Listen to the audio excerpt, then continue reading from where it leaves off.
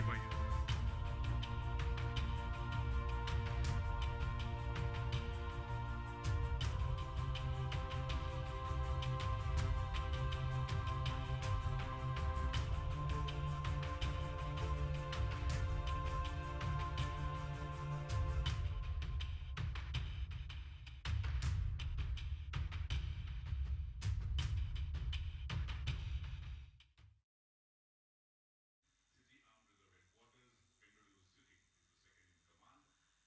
ಎಲ್ರಿಗೂ ನಮಸ್ಕಾರ. ನಾವು ಬೆಂಗಳೂರಿನ ಮಹಾತ್ಮ ಗಾಂಧಿ ರಸ್ತೆಯಲ್ಲಿರುವಂತಹ field marshal Manekshaw parade ಮೈದಾನದಲ್ಲಿ ಸ್ವತಂತ್ರ ದಿನಾಚರಣೆ 2023 ಈ ಸಂಭ್ರಮದ ಆಚರಣೆಯ ಕ್ಷಣಗಳನ್ನು ನಾವೆಲ್ಲರೂ ಕೂಡ ವೀಕ್ಷಣೆ ಮಾಡುವಂಥ ಒಂದು ಅದ್ಭುತ ಕ್ಷಣಕ್ಕೆ ಸಜ್ಜಾಗಿದ್ದೇವೆ. ವಿಶೇಷವಾಗಿ ನಾವು ಮಾನ್ಯ ಮುಖ್ಯಮಂತ್ರಿಗಳಿಗೆ ಗೌರವ ಸೂಚಿಸುವಂತಹ ಹಲವು ತಂಡಗಳು ಇವತ್ತು ಸಜ್ಜಾಗಿ ನಿಂತ್ಕೊಂಡಿದೆ. ಆ ಎಲ್ಲ ತಂಡಗಳು ಕೂಡ ಇವತ್ತು ವಿಶೇಷವಾಗಿ ಮಾನ್ಯ ಮುಖ್ಯಮಂತ್ರಿಗಳು ಗೌರವ ರಕ್ಷೆಯನ್ನು ಸ್ವೀಕರಿಸುವಂಥ ಅಥವಾ ಅವರೆಲ್ಲರಿಗೂ ಕೂಡ ಗೌರವ ಸೂಚಿಸುವಂಥ ವಿಶೇಷ ಸಂದರ್ಭಗಳು. ಸ್ವತಂತ್ರ ಭಾರತಿಗೆ ಕನ್ನಡದಾರತಿ ಎನ್ನುವಂಥ ಸಾಲುಗಳಂತೆ ನಾವೆಲ್ಲರೂ ಕೂಡ ಈ ಸ್ವತಂತ್ರ ಭಾರತದಲ್ಲಿ ಆ ಸ್ವಾತಂತ್ರ್ಯದ ಸಂಭ್ರಮವನ್ನು ಆಚರಿಸ್ತೇವೆ ಅಂತ ಹೇಳಿದ್ರೆ ಪ್ರತಿ ವರ್ಷವೂ ಕೂಡ ಇಂಥದ್ದೊಂದು ಅದ್ಭುತವಾದಂಥ ಸಂದರ್ಭವನ್ನು ನಾವು ವೀಕ್ಷಣೆ ಮಾಡ್ತಾನೆ ಹೋಗ್ತೀವಿ. ಇಲ್ಲಿ ವಿಶೇಷವಾಗಿ ಇವತ್ತಿನ ಇಬ್ಬರು ಕಮಾಂಡರ್ಗಳನ್ನು ನಾವಿಲ್ಲಿ ವೀಕ್ಷಣೆಯನ್ನು ಮಾಡ್ತಾ ಇದ್ದೀವಿ. ವಿಶೇಷವಾಗಿ ಮೊದಲನೆಯವರು ಶ್ರೀಯುತ K Vedesh Kumar, DCP CAR ಪಶ್ಚಿಮ. ಅವರು ಕೆ ಹುಣಸನಹಳ್ಳಿ, ಹರತಾಳು, ಹೊಸನಗರ ತಾಲೂಕು, ಶಿವಮೊಗ್ಗ ಜಿಲ್ಲೆಗೆ ಸೇರ್ತಾರೆ. ಅವರ ತಂದೆ ತಾಯಿ ಶ್ರೀಯುತ ಕೊಲ್ಲೂರು ನಾಯಕ್, ಶ್ರೀಮತಿ ಕಮಲಾಕ್ಷಮ್ಮ. ಪ್ರಾಥಮಿಕ, ಮಾಧ್ಯಮಿಕ, ಪ್ರೌಢಶಿಕ್ಷಣ, ಪದವಿ ಪೂರ್ವ ಇದೆಲ್ಲವನ್ನೂ ಕೂಡ ಅವರು ಹರತಾಳು, ಹೊಸನಗರ ಇಲ್ಲೆಲ್ಲವೂ ಕೂಡ ಮಾಡ್ಕೊಳ್ತಾರೆ. ಅದಾದಮೇಲೆ ಸಹ್ಯಾದ್ರಿ ವಿಜ್ಞಾನ ಕಾಲೇಜ್ನಲ್ಲಿ ಶಿವಮೊಗ್ಗ ಅಲ್ಲಿ BSc ಪದವಿನ ಪಡಿತಾರೆ. ಕುವೆಂಪು ವಿಶ್ವವಿದ್ಯಾಲಯದಲ್ಲಿ MSc ಪದವಿ ಪಡಿತಾರೆ. ಹಾಗೆ LLB ಪದವಿ ನ್ಯಾಷನಲ್ ಕಾಲೇಜ್ ಶಿವಮೊಗ್ಗದಲ್ಲಿ ಪಡಿತಾರೆ. ಅದಾದಮೇಲೆ ಅವರು PSI ಅಂದರೆ ಸಿವಿಲ್ ಕಾರ್ಯವನ್ನು ನಿರ್ವಹಿಸೋದಕ್ಕೆ ಅವರು ಮುಂದಾಗ್ತಾರೆ. ವಿಶೇಷವಾಗಿ ಸಾಕಷ್ಟು ಜನ ಇಲ್ಲಿ ವೀಕ್ಷಕರು ಈ ಒಂದು ಕಾರ್ಯಕ್ರಮವನ್ನು ನೋಡೋದಕ್ಕೆ ಅಂತ ಹೇಳಿ ನಮ್ಮ ಇಡೀ ಕರ್ನಾಟಕದ ವಿವಿಧ ಭಾಗಗಳಿಂದ ಇಲ್ಲಿಗೆ ಬಂದು ಜೊತೆಯಾಗ್ತಾರೆ. ಆ ನಿಟ್ಟಿನಲ್ಲಿ ಪ್ರತಿಯೊಬ್ಬ ಭಾರತೀಯನೂ ಕೂಡ ಹೆಮ್ಮೆ ಪಡುವಂಥ ಸಂದರ್ಭ ಈ ಸ್ವಾತಂತ್ರ್ಯ ದಿನಾಚರಣೆ. ಅದು ವಿಶೇಷವಾಗಿ ಮಾಣಿಕ್ ಶಾ ಪರೇಡ್ ಮೈದಾನದಲ್ಲಿ ನಾವು ನೋಡೋದಕ್ಕೆ ಸಜ್ಜಾಗ್ತಿವೆ. ವಿಶೇಷವಾಗಿ ನೋಡಿ, ಭಾರತವನ್ನು ನಾನು ಭಾರತೀಯ ಅಂತ ಹೇಳಿ ಹೆಮ್ಮೆಯಿಂದ ಹೇಳ್ಕೊಳ್ಳುವಂಥ ಆ ಸಂದರ್ಭವನ್ನು, ಬಾವುಟವನ್ನು ಹೊತ್ತು ತೋರಿಸ್ತಾ ಇರುವಂಥ ಒಂದು ವಿಶೇಷ ವ್ಯಕ್ತಿಯನ್ನು ಕೂಡ ನಾವು ಗಮನಿಸ್ತಾ ಇದ್ದೀವಿ. ಅಂದರೆ ಈ ನಿಟ್ಟಿನಲ್ಲಿ ಇಲ್ಲಿ ಇವತ್ತಿನ ಕಾರ್ಯಕ್ರಮ ಒಟ್ಟಾರೆಯಾಗಿ ಹಲವು ರೀತಿಯ ನಾವು ತಂಡಗಳನ್ನು ಇಲ್ಲಿ ಪರಿವೀಕ್ಷಣೆಯನ್ನು ಮಾಡೋದಕ್ಕೆ ಸಾಧ್ಯ ಇದೆ. ಅದರೊಟ್ಟಿಗೆ ವಿಶೇಷವಾಗಿ ಇದನ್ನು ನೋಡೋದಕ್ಕೆ ಅಂತ ಹೇಳಿ ಅಂದರೆ ನಮ್ಮ ಭಾರತಕ್ಕೆ ಗೌರವ ಸೂಚಿಸುವಂಥ ಹಲವು ವಿಚಾರಗಳನ್ನು ಬಿಂಬಿಸುವ ನಿಟ್ಟಿನಲ್ಲಿ ಭಾರತೀಯರೆಲ್ಲರೂ ಕೂಡ ಎಲ್ಲರೂ ನಾವು ಒಂದೇ ಎನ್ನುವಂಥ ಒಟ್ಟು ಮನಸ್ಥಿತಿಯಲ್ಲಿ ಈ ಒಂದು ಸ್ವತಂತ್ರ ದಿನಾಚರಣೆಯ ಸಂಭ್ರಮಕ್ಕೆ ಜೊತೆಯಾಗಿದ್ದಾರೆ. ಒಟ್ಟಾರೆ ಈ ಕಾರ್ಯಕ್ರಮ ವಿಶೇಷವಾಗಿ ಮುಖ್ಯ ಆಯುಕ್ತರು, ಬೃಹತ್ ಬೆಂಗಳೂರು ಮಹಾನಗರ ಪಾಲಿಕೆ, ಜಿಲ್ಲಾಧಿಕಾರಿಗಳು, ಬೆಂಗಳೂರು ನಗರ ಜಿಲ್ಲೆ ಬೆಂಗಳೂರು, ಹಾಗೆ ಆಯುಕ್ತರು, ಶಾಲಾ ಶಿಕ್ಷಣ ಇಲಾಖೆ ಬೆಂಗಳೂರು, ಇವರೆಲ್ಲರ ಸಹಯೋಗದಲ್ಲಿ ಆಯೋಜನೆಯಾಗಿರುವಂಥ ಸ್ವಾತಂತ್ರ್ಯ ದಿನಾಚರಣೆಯ ಈ ಸಂಭ್ರಮದ ಆಚರಣೆ field marshal Manekshaw parade ಮೈದಾನದಲ್ಲಿ ಸಜ್ಜುಗೊಂಡು ಎಲ್ಲರ ಕಾತುರತೆಯ ಕ್ಷಣಗಳನ್ನು ನಾವು ನೋಡ್ತಾ ಇದ್ದೇವೆ. ಇಲ್ಲಿ ಮೈನವಿಳಿಸುವಂಥ ಹಲವಾರು ಕಾರ್ಯಕ್ರಮಗಳನ್ನು ನೋಡೋದಕ್ಕೆ ಅಂತಲೇ ಹೇಳಿ ಇಲ್ಲಿ ವಿಶೇಷವಾಗಿ ಸಾಂಸ್ಕೃತಿಕ ಕಾರ್ಯಕ್ರಮಗಳನ್ನು ಕೂಡ ವ್ಯವಸ್ಥೆ ಮಾಡಲಾಗಿದೆ. ಮಾನ್ಯ ಮುಖ್ಯಮಂತ್ರಿಗಳಿಗೆ ವಿಶೇಷವಾಗಿ ಆ ವೀಕ್ಷಣೆ ಮಾಡುವಂಥ ವೀಕ್ಷಕರಿಗೆ ಅಲ್ಲಿ ಒಂದಷ್ಟು ಕುತೂಹಲವೂ ಇದೆ. ಇಲ್ಲಿ ನಾಡಗೀತೆ ಇರ್ಬೋದು, ರೈತಗೀತೆಯ ಪ್ರಸ್ತುತತೆ ಇರುತ್ತೆ. ಅದಾದಮೇಲೆ ವೀರ ನಮನ, ವಿಶೇಷವಾಗಿ ವೀರ ಯೋಧರಿಗೆ ಗೌರವ ಸೂಚಿಸೋದಕ್ಕೆ ಒಂದು ಕಾರ್ಯಕ್ರಮ ಇರುತ್ತೆ. ಜೊತೆಗೆ ವೀರಭೂಮಿ ವಿಧುರಾಶ್ವತ್ಥ ಧ್ವಜ ಸತ್ಯಾಗ್ರಹ ಇರುತ್ತೆ. ಅದಾದಮೇಲೆ ರೋಪ್ ಸ್ಕಿಪ್ಪಿಂಗ್ ಇರುತ್ತೆ, ಕಲರಿಪಯಟ್ಟು, ಟೆಂಟ್ ಪೆಗ್ಗಿಂಗ್, ಹಾಗೆ ಮೋಟಾರ್ ಸೈಕಲ್ ಪ್ರದರ್ಶನ ಇವೆಲ್ಲವನ್ನು ನಾವು ವೀಕ್ಷಣೆ ಮಾಡೋದಕ್ಕೆ ಸಾಧ್ಯ ಆಗುತ್ತೆ. ನೋಡಿ, ಇವರೆಲ್ಲರೂ ಕೂಡ ಅಷ್ಟೇ ಮಾನ್ಯ ಮುಖ್ಯಮಂತ್ರಿಗಳು ಬಂದಂಥ ಸಂದರ್ಭಕ್ಕೆ ಅವರೆಲ್ಲರಿಗೂ ಕೂಡ ಗೌರವ ಸೂಚಿಸುವಂಥ ನಿಟ್ಟಿನಲ್ಲಿ ಇಲ್ಲಿ ಸಾಕಷ್ಟು ಜನ ತಂಡಗಳು, ತುಕಡಿಗಳು ಇಲ್ಲಿ ಸಜ್ಜಾಗಿ ನಿಂತ್ಕೊಂಡಿದ್ದಾರೆ. ಅವರ ಶಿಸ್ತು, ಸಂಯಮ ಅವೆಲ್ಲವನ್ನು ನೋಡಿದಾಗ ನಮಗೆ ನಿಜವಾಗ್ಲೂ ಹೆಮ್ಮೆ ಅನಿಸುತ್ತೆ. ನಮಗೆ ಭಾರತೀಯರಾಗಿ ಗೌರವ ಹೆಚ್ಚಾಗತ್ತೆ. ಈ ನಿಟ್ಟಿನಲ್ಲಿ ಪ್ರತಿಯೊಬ್ಬ ನಾಗರಿಕರು ಕೂಡ ಅಷ್ಟೇ ತುಂಬ ಅಂದರೆ ಕುತೂಹಲದಿಂದ ಈ ಒಂದು ಕಾರ್ಯಕ್ರಮವನ್ನು ವೀಕ್ಷಣೆ ಮಾಡೋದಕ್ಕೆ ಜೊತೆಯಲ್ಲಿದ್ದಾರೆ. ಇಲ್ಲಿ ಇವತ್ತು ಹಲವಾರು ತುಕಡಿಗಳು ಭಾಗವಹಿಸ್ತಾ ಇದೆ. ನಮ್ಮ ರಾಜ್ಯವನ್ನು ಹೊರತುಪಡಿಸಿದ್ದು ಕೂಡ ಈ ಬಾರಿ ಭಾಗಿಯಾಗಿರೋದು ಮತ್ತೊಂದು ವಿಶೇಷ ಅಂತ ಅನ್ಸತ್ತೆ. ಆ ನಿಟ್ಟಿನಲ್ಲಿ ನಾವು ನೋಡ್ತಾ ಇದ್ವಿ ಮಹಿಳಾ ತುಕಡಿಯನ್ನು ಕೂಡ ಗಮನಿಸ್ತಾ ಇದ್ವಿ. ಅಂದರೆ ಎಲ್ಲರೂ ಕೂಡ ಅಷ್ಟೇ ಈ ಒಂದು ದೇಶಕ್ಕೆ ಗೌರವ ಸೂಚಿಸುವಂಥ ಅಭಿಮಾನಕ್ಕೆ ವ್ಯಕ್ತವಾಗುವ ನಿಟ್ಟಿನಲ್ಲಿ ನಾವೆಲ್ಲವನ್ನೂ ಕೂಡ ಕಾಣ್ತಾ ಇದ್ವಿ. ವಿವಿಧ ಇಲಾಖೆ ಜೊತೆಗೆ ಬೇರೆ ದೇಶದ ಗಣ್ಯಾತಿ ಗಣ್ಯರು ಕೂಡ ಈ ಒಂದು ಸಂದರ್ಭದಲ್ಲಿ ಭಾಗವಹಿಸಿ ನಮ್ಮ ಭಾರತದ ಸ್ವಾತಂತ್ರ್ಯ ದಿನಾಚರಣೆಯ ಆಚರಣೆಯನ್ನ ಸಂಭ್ರಮಿಸುವುದಕ್ಕೆ ಜೊತೆಯಲ್ಲಿದ್ದಾರೆ. ಆ ನಿಟ್ಟಿನಲ್ಲಿ ಎಲ್ಲರೂ ಕೂಡ ಈಗ ನಾವು ನೋಡ್ತಾ ಇದ್ದೀವಿ ನೋಡಿ, ವಿಶೇಷವಾಗಿ ಗೋವಾ ಸ್ಟೇಟ್ ಪೊಲೀಸ್, ವಿಶೇಷವಾಗಿ ದೀನ್ ದಯಾಳ್ ರೇಡ್ಕರ್ ಅವರ ಒಂದು ನೇತೃತ್ವದಲ್ಲಿ ಈ ತಂಡ ಜೊತೆಯಲ್ಲಿದೆ. ಇದೀಗ ಮಾನ್ಯ ಮುಖ್ಯಮಂತ್ರಿಗಳಾದಂಥ ಸನ್ಮಾನ್ಯ ಶ್ರೀಯುತ ಸಿದ್ದರಾಮಯ್ಯನವರು ಈ ಒಂದು ಸ್ವಾತಂತ್ರ್ಯ ದಿನಾಚರಣೆಯ ಸಂದರ್ಭಕ್ಕೆ ಹಾಜರಾತಿಯಾಗುವಂತಹ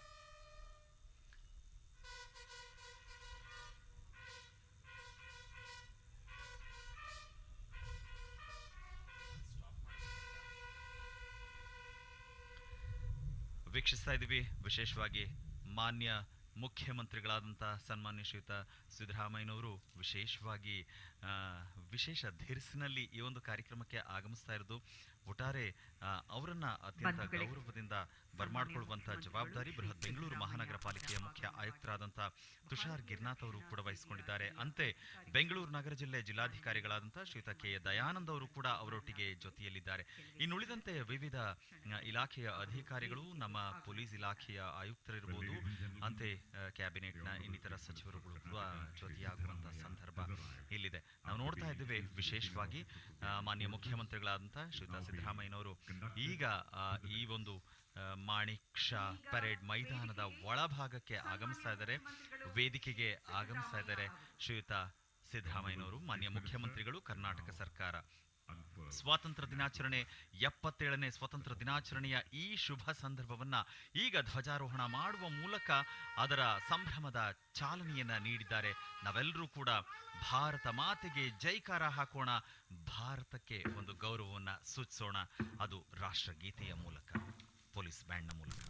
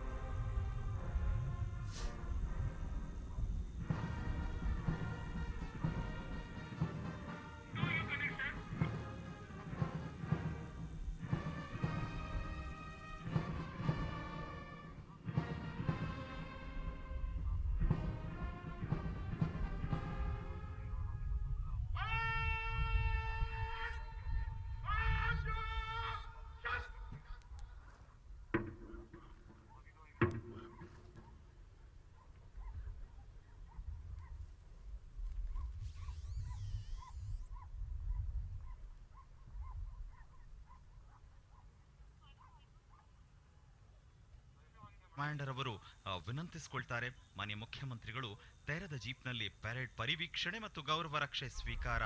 ಮಾನ್ಯ ಮುಖ್ಯಮಂತ್ರಿಗಳಿಗೆ ಪರೇಡ್ ಕಮಾಂಡರ್ ರಿಂದ ವಂದನೆಯನ್ನ, ಹಾಗೆ ಪರೇಡ್ ವಿಶ್ರಾಮ ಸ್ಥಿತಿಗೆ ಹೋಗುವಂತ ಎಲ್ಲ ಸಂದರ್ಭಗಳು ಅದಾಗತ್ತೆ. ಇದೀಗ ಪರೇಡ್ ಕಮಾಂಡರ್ ಅವರು ಒಂದು ಗೌರವವನ್ನ ಅಂದ್ರೆ ಅನುಮತಿಯನ್ನ ನೀಡುವಂತ ಕೇಳುವಂತ ಸಂದರ್ಭ ಇದಾಗ್ತಾ ಇದೆ. ವಂದನೆ parade commander K Vedesh Kumar, DCP CAR ಪಶ್ಚಿಮ. ಇವರು ಹುಟ್ಟಿದ್ದು 1966ರಲ್ಲಿ ಶಿವಮೊಗ್ಗ ಜಿಲ್ಲೆ ಹೊಸನಗರ ತಾಲೂಕು ಕೆ ಹುಣಸನಹಳ್ಳಿ ಹರತಾಳು. ಇಲ್ಲಿ ಸರ್ಕಾರಿ ಹಿರಿಯ ಪ್ರಾಥಮಿಕ ಶಾಲೆ ಹರತಾಳು. ಇಲ್ಲಿಂದ ಆ ಒಂದು ಗ್ರಾಮೀಣ ಭಾಗದಲ್ಲಿ ಅವರು ಬೆಳೆದು ಬಂದಂಥ ಸಂದರ್ಭ. ಅದಾದ ಮೇಲೆ ಅವರು BSc ಪದವಿಯನ್ನ, MSc ಪದವಿಯನ್ನ, LLB ಪದವಿಯನ್ನ ಪಡ್ಕೊಳ್ತಾರೆ. ಜೊತೆಗೆ ಇದೀಗ ಮಾನ್ಯ ಮುಖ್ಯಮಂತ್ರಿಗಳು, ವಿಶೇಷವಾಗಿ ಮಾನ್ಯ ಮುಖ್ಯಮಂತ್ರಿಗಳು ತೆರೆದ ಜೀಪ್ನಲ್ಲಿ ನಿಂತು ಎಲ್ಲರಿಗೂ ಕೂಡ ಒಂದು ನಮಸ್ಕಾರಗಳನ್ನ ಒಂದು ಕಡೆ ಇಲ್ಲಿ ವೀಕ್ಷಣೆ ಮಾಡುವಂಥ ಬಂದಿರುವ ಸಭಿಕರು ಎಲ್ಲರಿಗೂ ಕೂಡ ಒಂದು ನಮಸ್ಕಾರವನ್ನ ತಿಳಿಸ್ತಾ ಇದ್ದಾರೆ. ವಿಶೇಷವಾಗಿ ಎಲ್ಲರಿಗೂ ಹಸನ್ಮುಖಿಯಾಗಿ ಒಂದು ನಮಸ್ಕಾರಗಳನ್ನ ತಿಳಿಸ್ತಾ ಇದ್ದಾರೆ. ಈ ನಿಟ್ಟಿನಲ್ಲಿ ತೆರೆದ ಜೀಪ್ನಲ್ಲಿ ವಿಶೇಷವಾಗಿ ಅವರನ್ನ ಇಡೀ ಈ ತುಕಡಿಗಳ ಪರಿವೀಕ್ಷಣೆಗೆ ಕರೆದುಕೊಂಡು ಹೋಗಲಾಗ್ತಾ ಇದೆ. ಆ ಸಂದರ್ಭದ ಕ್ಷಣಗಳನ್ನ ನಾವು ಕೂಡ ವೀಕ್ಷಿಸ್ತಾ ಇದ್ದೀವಿ. ಎಲ್ಲರಿಗೂ ಕೂಡ ನಮಸ್ಕಾರ ತಿಳಿಸೋದ್ರ ಮೂಲಕ ಮಾನ್ಯ ಮುಖ್ಯಮಂತ್ರಿಗಳು ಗೌರವವನ್ನ ಸೂಚಿಸ್ತಾ ಇದ್ದಾರೆ. ಹಾಗೆ ಉಪಮುಖ್ಯಮಂತ್ರಿಗಳಾದಂಥ ಶ್ರೀಯುತ ಡಿ.ಕೆ. ಶಿವಕುಮಾರ್ ಅವ್ರನ್ನೂ ಕೂಡ ನಾವು ನೋಡ್ತಾ ಇದ್ದೇವೆ. ಈ ಸಂದರ್ಭದಲ್ಲಿ ಈ ಕಾರ್ಯಕ್ರಮದಲ್ಲಿ ಅವರು ಕೂಡ ಭಾಗಿಯಾಗಿದ್ದಾರೆ. ಅಂತೆ ಇಲ್ಲಿ ನಾವು ವೀಕ್ಷಿಸ್ತಾ ಇರುವಂಥ ಈ ತುಕಡಿಗಳು ಅಂತ ಹೇಳಿದ್ರೆ ವಿಶೇಷವಾಗಿ ಮಾನ್ಯ ಮುಖ್ಯಮಂತ್ರಿಗಳು ಆ ಗೌರವವನ್ನು ಸೂಚಿಸೋದು, ಮತ್ತೊಂದು ಕಡೆ ಧ್ವಜಾರೋಹಣ ಮಾಡಿದಂತಹ ಭಾರತ ಮಾತೆಯ ಆ ಬಾವುಟವನ್ನು ಕೂಡ ನಾವು ವೀಕ್ಷಿಸ್ತಾ ಇದ್ದೀವಿ. ಅಂದರೆ ಸ್ವಚ್ಛಂದವಾಗಿ ಹಾರಾಟವನ್ನು ನಿರ್ವಹಿಸ್ತಾ ಇರೋದು. ನಮ್ಮ ಕ್ಯಾಬಿನೆಟ್ನ ಇನ್ನಿತರ ಗಣ್ಯರನ್ನು ಕೂಡ ನಾವು ಈಗ ವೀಕ್ಷಣೆ ಮಾಡ್ತಾ ಇರುವಂಥ ಸಂದರ್ಭ. ಮಾನ್ಯ ಮುಖ್ಯಮಂತ್ರಿಗಳು ನೋಡಿ ವಿಶೇಷವಾಗಿ ನಮಸ್ಕಾರವನ್ನು ಮಾಡ್ತಾ ಪ್ರತಿಯೊಬ್ಬರಿಗೂ ಕೂಡ ಗೌರವ ಸೂಚಿಸ್ತಾ ಇದ್ದಾರೆ. ಅಂತೆ ಇವತ್ತು ಭಾಗವಹಿಸ್ತಾ ಇರುವಂಥ ಎಲ್ಲ ತುಕಡಿಗಳನ್ನು ತೆರೆದ ಜೀಪ್ನಲ್ಲಿ ವೀಕ್ಷಣೆ ಮಾಡ್ತಾ ಆ ತಾಯಿ ಭಾರತಿಗೆ ಗೌರವ ಸೂಚಿಸುವಂಥ ಕೆಲಸವನ್ನು ಮಾನ್ಯ ಮುಖ್ಯಮಂತ್ರಿಗಳು ಕೂಡ ಮಾಡ್ತಾ ಇದ್ದಾರೆ. ಈ ನಿಟ್ಟಿನಲ್ಲಿ ಪ್ರತಿ ತುಕಡಿಯ ತಂಡಗಳು ಕೂಡ ಅಂಥದ್ದೊಂದು ಗೌರವವನ್ನು ಸಲ್ಲಿಸುವಂಥ ಸಂದರ್ಭ ಇದಾಗ್ತಾ ಇದೆ. ಇದೀಗ ಮೊದಲ ತಂಡವಾಗಿ ಮಾನ್ಯ ಮುಖ್ಯಮಂತ್ರಿಗಳು ಒಂದು ವಿಶೇಷವಾಗಿ ಸೆಲ್ಯೂಟ್ನ ನೀಡ್ತಾ ಗೌರವವನ್ನು ಸೂಚಿಸ್ತಾ ಇದ್ದಾರೆ. ಅದು BSF ಸೌರವ್ ಶರ್ಮಾ ಇವರ ಮುಂದಾಳತ್ವದಲ್ಲಿ ಮೊದಲ ತಂಡವಾಗಿ ನಾವು ಕಾಣ್ತಾ ಇದ್ದೇವೆ.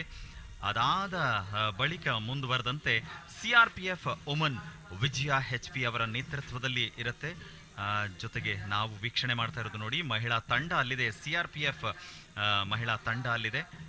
ಇದಾದ ನಂತರ ನಾವು ನೋಡ್ತಾ ಇದ್ದೀವಿ ಗೋವಾ ಸ್ಟೇಟ್ ಪೊಲೀಸ್ ದೀನ್ ದಯಾಳ್ ನಾಥ್ ರೇಡ್ಕರ್ ಅವರ ತಂಡ. ಅಂದರೆ ಈ ಬಾರಿ ವಿಶೇಷವಾಗಿ ಗೋವಾದಿಂದ ಬಂದಂಥ ತಂಡವೂ ಕೂಡ ಭಾಗವಹಿಸಿದೆ. ಅದಾದ ನಂತರ KSRP ವುಮನ್ ಮಂಜುಳಾ ಡಿ ಅವರ ನೇತೃತ್ವದಲ್ಲಿ ಇರುವಂಥ ತಂಡವನ್ನು ನಾವು ನೋಡ್ತಾ ಇದ್ದೇವೆ. ವಿಶೇಷವಾಗಿ ಮಾನ್ಯ ಮುಖ್ಯಮಂತ್ರಿಗಳು ಎಲ್ಲರಿಗೂ ಒಂದು ಸೆಲ್ಯೂಟ್ ನೀಡ್ತಾ ಗೌರವವನ್ನು ಸೂಚಿಸ್ತಾ ಇದ್ದಾರೆ. KSRP ಅದೃಶ್ಯಪ್ಪ ಹುದಲಿ ಅವರ ಮುಂದಾಳತ್ವದಲ್ಲಿ ಇಲ್ಲಿ ವಿಶೇಷವಾಗಿ ನಾವು ಕಾಣೋದಕ್ಕೆ ಸಾಧ್ಯವಾಗ್ತಾ ಇದೆ. ಇದು RHS ಫಸ್ಟ್ ಮೊದಲ ಸಾಲಿನಲ್ಲಿ ನಿಂತಿರೋರಾದರೆ, ಇನ್ನು LHS ಮೊದಲ ಸಾಲಿನಲ್ಲಿ CAR ಗೋವಿಂದಪ್ಪ C ಅವರ ನೇತೃತ್ವದಲ್ಲಿದೆ. ಅದೇ ರೀತಿಯಾಗಿ KSISF ಚರಣ್ S ಅವರ ಮುಂದಾಳತ್ವದಲ್ಲಿ ಜೊತೆಯಲ್ಲಿದೆ. ಹಾಗೆ ಟ್ರಾಫಿಕ್ BCP ಮನು K ಅವರ ಮುಂದಾಳತ್ವದಲ್ಲಿದೆ. ಹಾಗೆ BCP ವುಮನ್ ಪಲ್ವಿ KG ಅವರ ಮುಂದಾಳತ್ವದಲ್ಲಿದೆ. ಹಾಗೆ DOG ಸ್ಕ್ವಾಡ್ ವೇಣುಗೋಪಾಲ್ VR ಅವರ ಮುಂದಾಳತ್ವದಲ್ಲಿ ಜೊತೆಯಲ್ಲಿದೆ. ಹಾಗೆ ಮುಂದೆ NCC ಮುಷ್ರಫ್ ಭಾಷಾ ಅವರ ನೇತೃತ್ವದಲ್ಲಿ ಜೊತೆಯಲ್ಲಿದೆ. ಅದೇ ರೀತಿಯಾಗಿ ಎಕ್ಸೈಸ್ ಡಿಪಾರ್ಟ್ಮೆಂಟ್ ಸುಮಂತ್ C ಜೊತೆಯಲ್ಲಿ ಮುಂದಾಳತ್ವದಲ್ಲಿದ್ದಾರೆ. ಹಾಗೆ ಫೈರ್ ಫೋರ್ಸ್ ಮಂಜುನಾಥ್ S ಅವರ ಮುಂದಾಳತ್ವದಲ್ಲಿದೆ.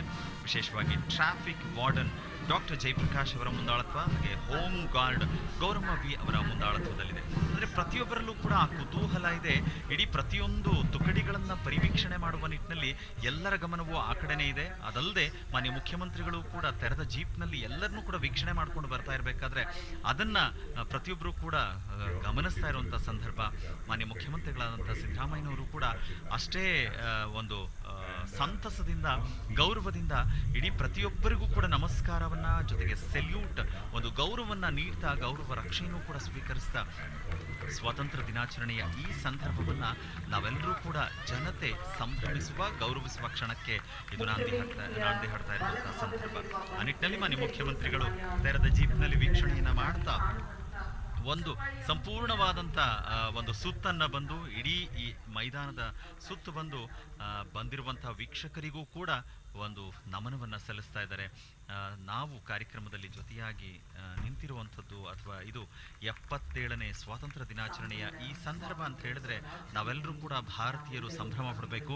ಇಡೀ ದೇಶದೆಲ್ಲೆಡೆಯೂ ಕೂಡ ಸ್ವಾತಂತ್ರ್ಯ ದಿನಾಚರಣೆಯ ಈ ಸಂಭ್ರಮವನ್ನು ಪ್ರತಿಯೊಬ್ಬರೂ ಕೂಡ ಸಂಭ್ರಮಿಸ್ತಾರೆ. ಒಂದು ಕಡೆ ಮಾನ್ಯ ಮುಖ್ಯಮಂತ್ರಿಗಳು ಬರ್ತಾ ಇರುವಂತಹ ಈ ಸಂದರ್ಭ ಅಂತ ಹೇಳಿದ್ರೆ ಎಲ್ಲರೂ ಕೂಡ ವಿಶೇಷವಾಗಿ ನಮಸ್ಕಾರಗಳನ್ನು ತಿಳಿಸ್ತಾ ಇದ್ದಾರೆ. ತಮ್ಮ ಮೊಬೈಲ್ಗಳಲ್ಲಿ ಫೋಟೋ ಕ್ಲಿಕ್ಸೋದಿರ್ಬೋದು. ಇಲ್ಲಿ ಮಾನ್ಯ ಮುಖ್ಯಮಂತ್ರಿಗಳಾದಂಥ ಸಿದ್ದರಾಮಯ್ಯನವರು ನಮಸ್ಕಾರಗಳನ್ನು ತಿಳಿಸ್ತಾ ನಮ್ಮ ಗೌರವವನ್ನು ಸೂಚಿಸ್ತಾ ಇದ್ದಾರೆ. ಅಲ್ಲಿ ವಿಶೇಷವಾದಂಥ ಸಂದರ್ಭ ಇದು ಅನ್ಸತ್ತೆ. ಎಲ್ಲರೂ ಕೂಡ ಎದ್ದು ನಿಂತಿದ್ದಾರೆ. ಯಾಕಂದ್ರೆ ಮಾನ್ಯ ಮುಖ್ಯಮಂತ್ರಿಗಳು ಬರುವಂಥ ಈ ಸಂದರ್ಭ ಅಂತ ಹೇಳಿದ್ರೆ ಅವರಿಗೆ ಗೌರವ ಸೂಚಿಸುವಂಥ ಸಂದರ್ಭ ಇದಾಗ್ತಾ ಇರೋದ್ರಿಂದ ಅವರಿಗೆ ಗೌರವವನ್ನು ಕೊಡುವಂಥ ಸಂದರ್ಭ. ಮಾನ್ಯ ಮುಖ್ಯಮಂತ್ರಿಗಳನ್ನ ವಿಶೇಷವಾಗಿ 1ನೇ ಪರೇಡ್ ಕಮಾಂಡರ್ ಅವರ ಒಂದು ಅನುಮೋದನೆಯ ಮೇರೆಗೆ ಇದೆಲ್ಲವೂ ಕೂಡ ಆದದ್ದು. ಈಗ ಮಾನ್ಯ ಮುಖ್ಯಮಂತ್ರಿಗಳು ಆ ಜೀಪ್ನಿಂದ ಕೆಳಗೆ ಬರ್ತಾ ಇದ್ದಾರೆ. ಸಂಪೂರ್ಣವಾದಂಥ ನೋಡುವಂಥ ಸಂದರ್ಭ ಇದು.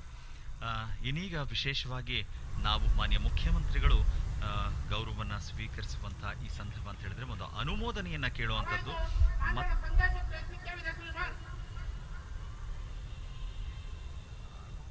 ಮಾನ್ಯ ಮುಖ್ಯಮಂತ್ರಿಗಳು ವಿಶೇಷವಾಗಿ ಆ ಒಂದು ಅನುಮೋದನೆಯ ಕ್ಷಣಕ್ಕೆ ಅನುಮತಿಯನ್ನು ನೀಡುವಂಥ ಕ್ಷಣಕ್ಕೆ ಸಜ್ಜಾಗಿದ್ದಾರೆ.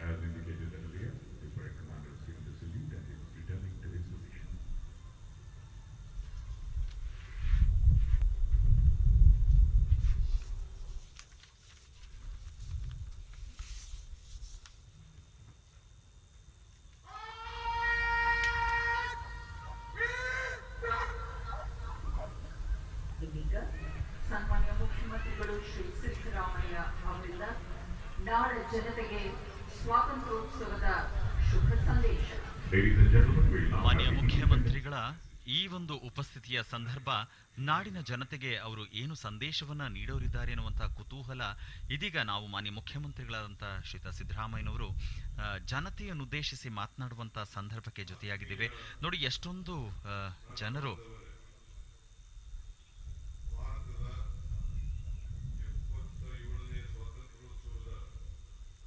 ಸುಸಂದರ್ಭದಲ್ಲಿ ನಾಡಿನ ಸಮಸ್ತ ಜನತೆಗೆ ನನ್ನ ಹೃತ್ಪೂರ್ವಕ ಶುಭಾಶಯಗಳು. ಸಾವಿರಾರು ಜನರ ತ್ಯಾಗ ಬಲಿದಾನಗಳ ಫಲವಾಗಿ ಇಂದು ನಾವು ಸ್ವಾತಂತ್ರ್ಯದ ಸವಿ ಉಣ್ಣುತ್ತಿದ್ದೇವೆ. ಪ್ರಾಣದ ಹಂಗು ತೊರೆದು ದಾಸ್ಯದ ಸಂಕೋಲೆಯಿಂದ ದೇಶವನ್ನು ಬಿಡುಗಡೆಗೊಳಿಸಲು ಹೋರಾಡಿದ ಎಲ್ಲ ಮಹಾನ್ ಚೇತನಗಳಿಗೂ ಗೌರವಪೂರ್ವಕ ನಮನ ಸಲ್ಲಿಸುತ್ತೇನೆ. ಸ್ವಾತಂತ್ರ್ಯ ಭಾರತದಲ್ಲಿ ಜೀವಿಸುತ್ತಿರುವ ನಮಗೆ ಸ್ವಾತಂತ್ರ್ಯ ಎಂಬುದು ಎಷ್ಟು ದುಬಾರಿಯಾದ ಸಂಗತಿ ಎಂಬುದು ಅರಿವಿಗೆ ಬರಲೇಬೇಕು. ಇಲ್ಲದಿದ್ದರೆ ನಮ್ಮ ಹಿರಿಯರ ತ್ಯಾಗ ಬಲಿದಾನಗಳಿಗೆ ಅರ್ಥವೇ ಇರುವುದಿಲ್ಲ. ಸ್ವಾತಂತ್ರ್ಯ ಎಂಬುದು ಮನುಷ್ಯರ ಜೀವಕ್ಕಿಂತ ಮಿಗಿಲು ಎಂದು ಸ್ವಾತಂತ್ರ್ಯ ಹೋರಾಟಗಾರರು ಭಾವಿಸಿದ್ದರು. ಆದ್ದರಿಂದಲೇ ಎಲ್ಲ ಮಹನೀಯರು ತಮ್ಮ ಸರ್ವಸ್ವವನ್ನು ತ್ಯಾಗ ಮಾಡಿ ಸ್ವಾತಂತ್ರ್ಯ ಚಳವಳಿಯಲ್ಲಿ ಭಾಗವಹಿಸಿದ್ದರು. ಅವರ ತ್ಯಾಗ ಬಲಿದಾನಗಳನ್ನು ದೇಶವು ಶ್ರದ್ಧಾಪೂರ್ವಕವಾಗಿ ಸ್ಮರಿಸಲೇಬೇಕು. ಶಾಂತಿಯುತ ಸಮಾಜವಿದ್ದರೆ ಮಾತ್ರ ಅಭಿವೃದ್ಧಿ ಸಾಧಿಸಲು ಸಾಧ್ಯ ಎಂದು ನಮ್ಮ ಜನರಿಗೆ ಅರ್ಥವಾಗಿರುವುದರಿಂದ ದುಷ್ಟರ ಆಟಗಳು ಬಹಳ ಕಾಲ ನಡೆಯುವುದಿಲ್ಲ ಎಂಬುದನ್ನು ಕರ್ನಾಟಕದ ಜನರೇ ಸಾಬೀತು ಮಾಡಿದ್ದಾರೆ. ವಸಾಹತುವಾದ ಮತ್ತು ಸಾಮ್ರಾಜ್ಯವಾದಗಳು ಜೀವಂತವಾಗಿದ್ದಾಗ ಸ್ವಾತಂತ್ರ್ಯ ಗಳಿಸಿದರೆ ಸಾಕು ಎಂಬುದು ಅಭಿವೃದ್ಧಿ ಎಂಬುದು ತನ್ನಿಂದ ತಾನೇ ಸಾಧ್ಯವಾಗುತ್ತದೆ ಎಂದು ಭಾವಿಸಿ ನಮ್ಮ ಹಿರಿಯರು ಹೋರಾಟ ಮಾಡಿದ್ದರು. ಇದು ಸತ್ಯ ಕೂಡ ಆಗಿತ್ತು. ಸ್ವಾತಂತ್ರ್ಯವೇನೋ ಲಭಿಸಿತು. ಆದರೆ ನವ ಉದಾರವಾದಿ ನೀತಿಗಳು ಜಗತ್ತಿನಾದ್ಯಂತ ಪ್ರಾರಂಭವಾದ ಮೇಲೆ ಬಡವರು ಮತ್ತು ಶ್ರೀಮಂತರ ನಡುವಿನ ಅಂತರ ಹೆಚ್ಚಾಗುತ್ತಾ ಹೋಯಿತು. ಇದು ನಮ್ಮಲ್ಲಿಯೇ 10% ಜನ 78ಕ್ಕಿಂತ ಹೆಚ್ಚಿನ ಪ್ರಮಾಣದ ಸಂಪತ್ತಿನ ಮೇಲೆ ಯಜಮಾನಿಕೆ ಹೊಂದಿದ್ದಾರೆ. ಬ್ರಿಟಿಷ್ ಭಾರತದಲ್ಲಿ ನಮ್ಮ ದೇಶದ ಸಂಪತ್ತನ್ನು ಬ್ರಿಟಿಷರು ಒತ್ತೊಯ್ದರು. ಆದರೆ ಇಂದು ನಮ್ಮಲ್ಲಿ ಕೆಲವೇ ದೊಡ್ಡ ಬಂಡವಾಳಿಗರ ಬಳಿ ಶೇಖರಣೆಗೊಳ್ಳುತ್ತಿದೆ. ಈ ರೀತಿಯಾದರೆ ಅಭಿವೃದ್ಧಿ ಸಾಧ್ಯವೇ? ಕುವೆಂಪು ಅವರು ತಮ್ಮದೊಂದು ಪದ್ಯದಲ್ಲಿ ಕತ್ತಿ ಪರದೇಶಿಯಾದರೆ ಮಾತ್ರ ನೋವೇ, ನಮ್ಮವರೇ ಹದ ಹಾಕಿ ತಿವಿದರದು ಹೂವೆ ಎಂದು ಪ್ರಶ್ನಿಸಿದ್ದಾರೆ. ಇದನ್ನೆಲ್ಲ ಮನಗಂಡೆ ನಾವು ಸಂಪತ್ತಿನ ಸಂಗ್ರಹ ಮತ್ತು ಹಂಚಿಕೆ ಹಾಗೂ ಮರು ಹಂಚಿಕೆಗಳಲ್ಲಿ ಸಾಮಾಜಿಕ ನ್ಯಾಯವನ್ನು ಪಾಲಿಸುತ್ತಿದ್ದೇವೆ. ಅದಕ್ಕಾಗಿಯೇ ನಮ್ಮ ಶಕ್ತಿ ಗೃಹ ಯೋಜನೆ, ಅನ್ನಭಾಗ್ಯ, ಗೃಹಲಕ್ಷ್ಮಿ ಹಾಗೂ ಯುವ ನಿಧಿ ಎಂಬ 5 ಗ್ಯಾರಂಟಿ ಯೋಜನೆಗಳನ್ನು ಜಾರಿಗೆ ತಂದಿದ್ದೇವೆ. ಅರ್ಥಶಾಸ್ತ್ರಜ್ಞ ಅಮರ್ತ್ಯ ಸೇನ್ ಅವರ ಪ್ರಮೇಯವಾದ ಅಭಿವೃದ್ಧಿಯೇ ಸ್ವಾತಂತ್ರ್ಯ ಎಂಬುದನ್ನು ನಂಬಿಕೆ ಇಟ್ಟು ಈ ಯೋಜನೆಗಳನ್ನು ರೂಪಿಸಿ ಅನುಷ್ಠಾನ ಮಾಡುತ್ತಿದ್ದೇವೆ. ಬ್ರಿಟಿಷರು ಭಾರತದ ಸ್ಥಳೀಯ ಉತ್ಪಾದನಾ ವಿಧಾನಗಳ ಕೈಬೆರಳುಗಳನ್ನು ಕತ್ತರಿಸಿ ಹಾಕಿ ಮಾರುಕಟ್ಟೆಯ ಮೇಲೆ ಯಜಮಾನಿಕೆಯನ್ನು ಸಾಧಿಸಿದ್ದರು. ಇದರಿಂದಾಗಿ ದೇಶದ ಆರ್ಥಿಕತೆ ಪೂರ್ತಿ ಪಾತಾಳಕ್ಕೆ ಕುಸಿದಿತ್ತು. ಬ್ರಿಟಿಷರು ದೇಶದ ಜನರ ಮೇಲೆ ಸಾಲವನ್ನು, ಕೈಗಳಿಗೆ ನಿರುದ್ಯೋಗವನ್ನು, ಹೊಟ್ಟೆ ತುಂಬ ಹಸಿವನ್ನು ಬಳುವಳಿಯಾಗಿ ಕೊಟ್ಟು ಹೋಗಿದ್ದರು. ಇಂಥ ಸಂದರ್ಭದಲ್ಲಿ ಮಹಾತ್ಮ ಗಾಂಧೀಜಿ ಮತ್ತು ಬಾಬಾ ಸಾಹೇಬ್ ಅಂಬೇಡ್ಕರ್ ಅವರ ಚಿಂತನೆಗಳು ಮತ್ತು ಪಂಡಿತ್ ಜವಾಹರ್ಲಾಲ್ ನೆಹರು ಅವರ ಕಾರ್ಯಯೋಜನೆಗಳು ದೇಶವನ್ನು ಪಾತಾಳದಿಂದ ಮೇಲೆತ್ತಲು ಸಾಧ್ಯ ಮಾಡಿದವು. ಇವರೆಲ್ಲರ ಕೊಡುಗೆಯಿಂದ ಭಾರತವು ಇಂದು ಜಗತ್ತಿನಲ್ಲಿ ಅತ್ಯಂತ ಪ್ರಬಲ ದೇಶವಾಗಿ ಬೆಳೆದಿದೆ. ಗಾಂಧಿ ಟ್ಯಾಲಿಸ್ಮಾನ್ ಎಂದು ಹೆಸರಾದ ಚಿಂತನೆಯ ನೆರಳಲ್ಲೇ ನಾವು ಕಾರ್ಯನಿರ್ವಹಿಸುತ್ತಿದ್ದೇವೆ. ಯಾವುದೇ ಯೋಜನೆ ಜಾರಿಗೊಳಿಸುವಾಗ ಸಮಾಜದ ಕಟ್ಟ ಕಡೆಯ ವ್ಯಕ್ತಿಗೆ ಇದರಿಂದ ಅನುಕೂಲವಾಗುವುದೇ, ಸಾಮಾಜಿಕ ನ್ಯಾಯ ಪಾಲನೆಯಾಗಿದೆಯೇ ಎಂದು ಯೋಚಿಸಿಯೇ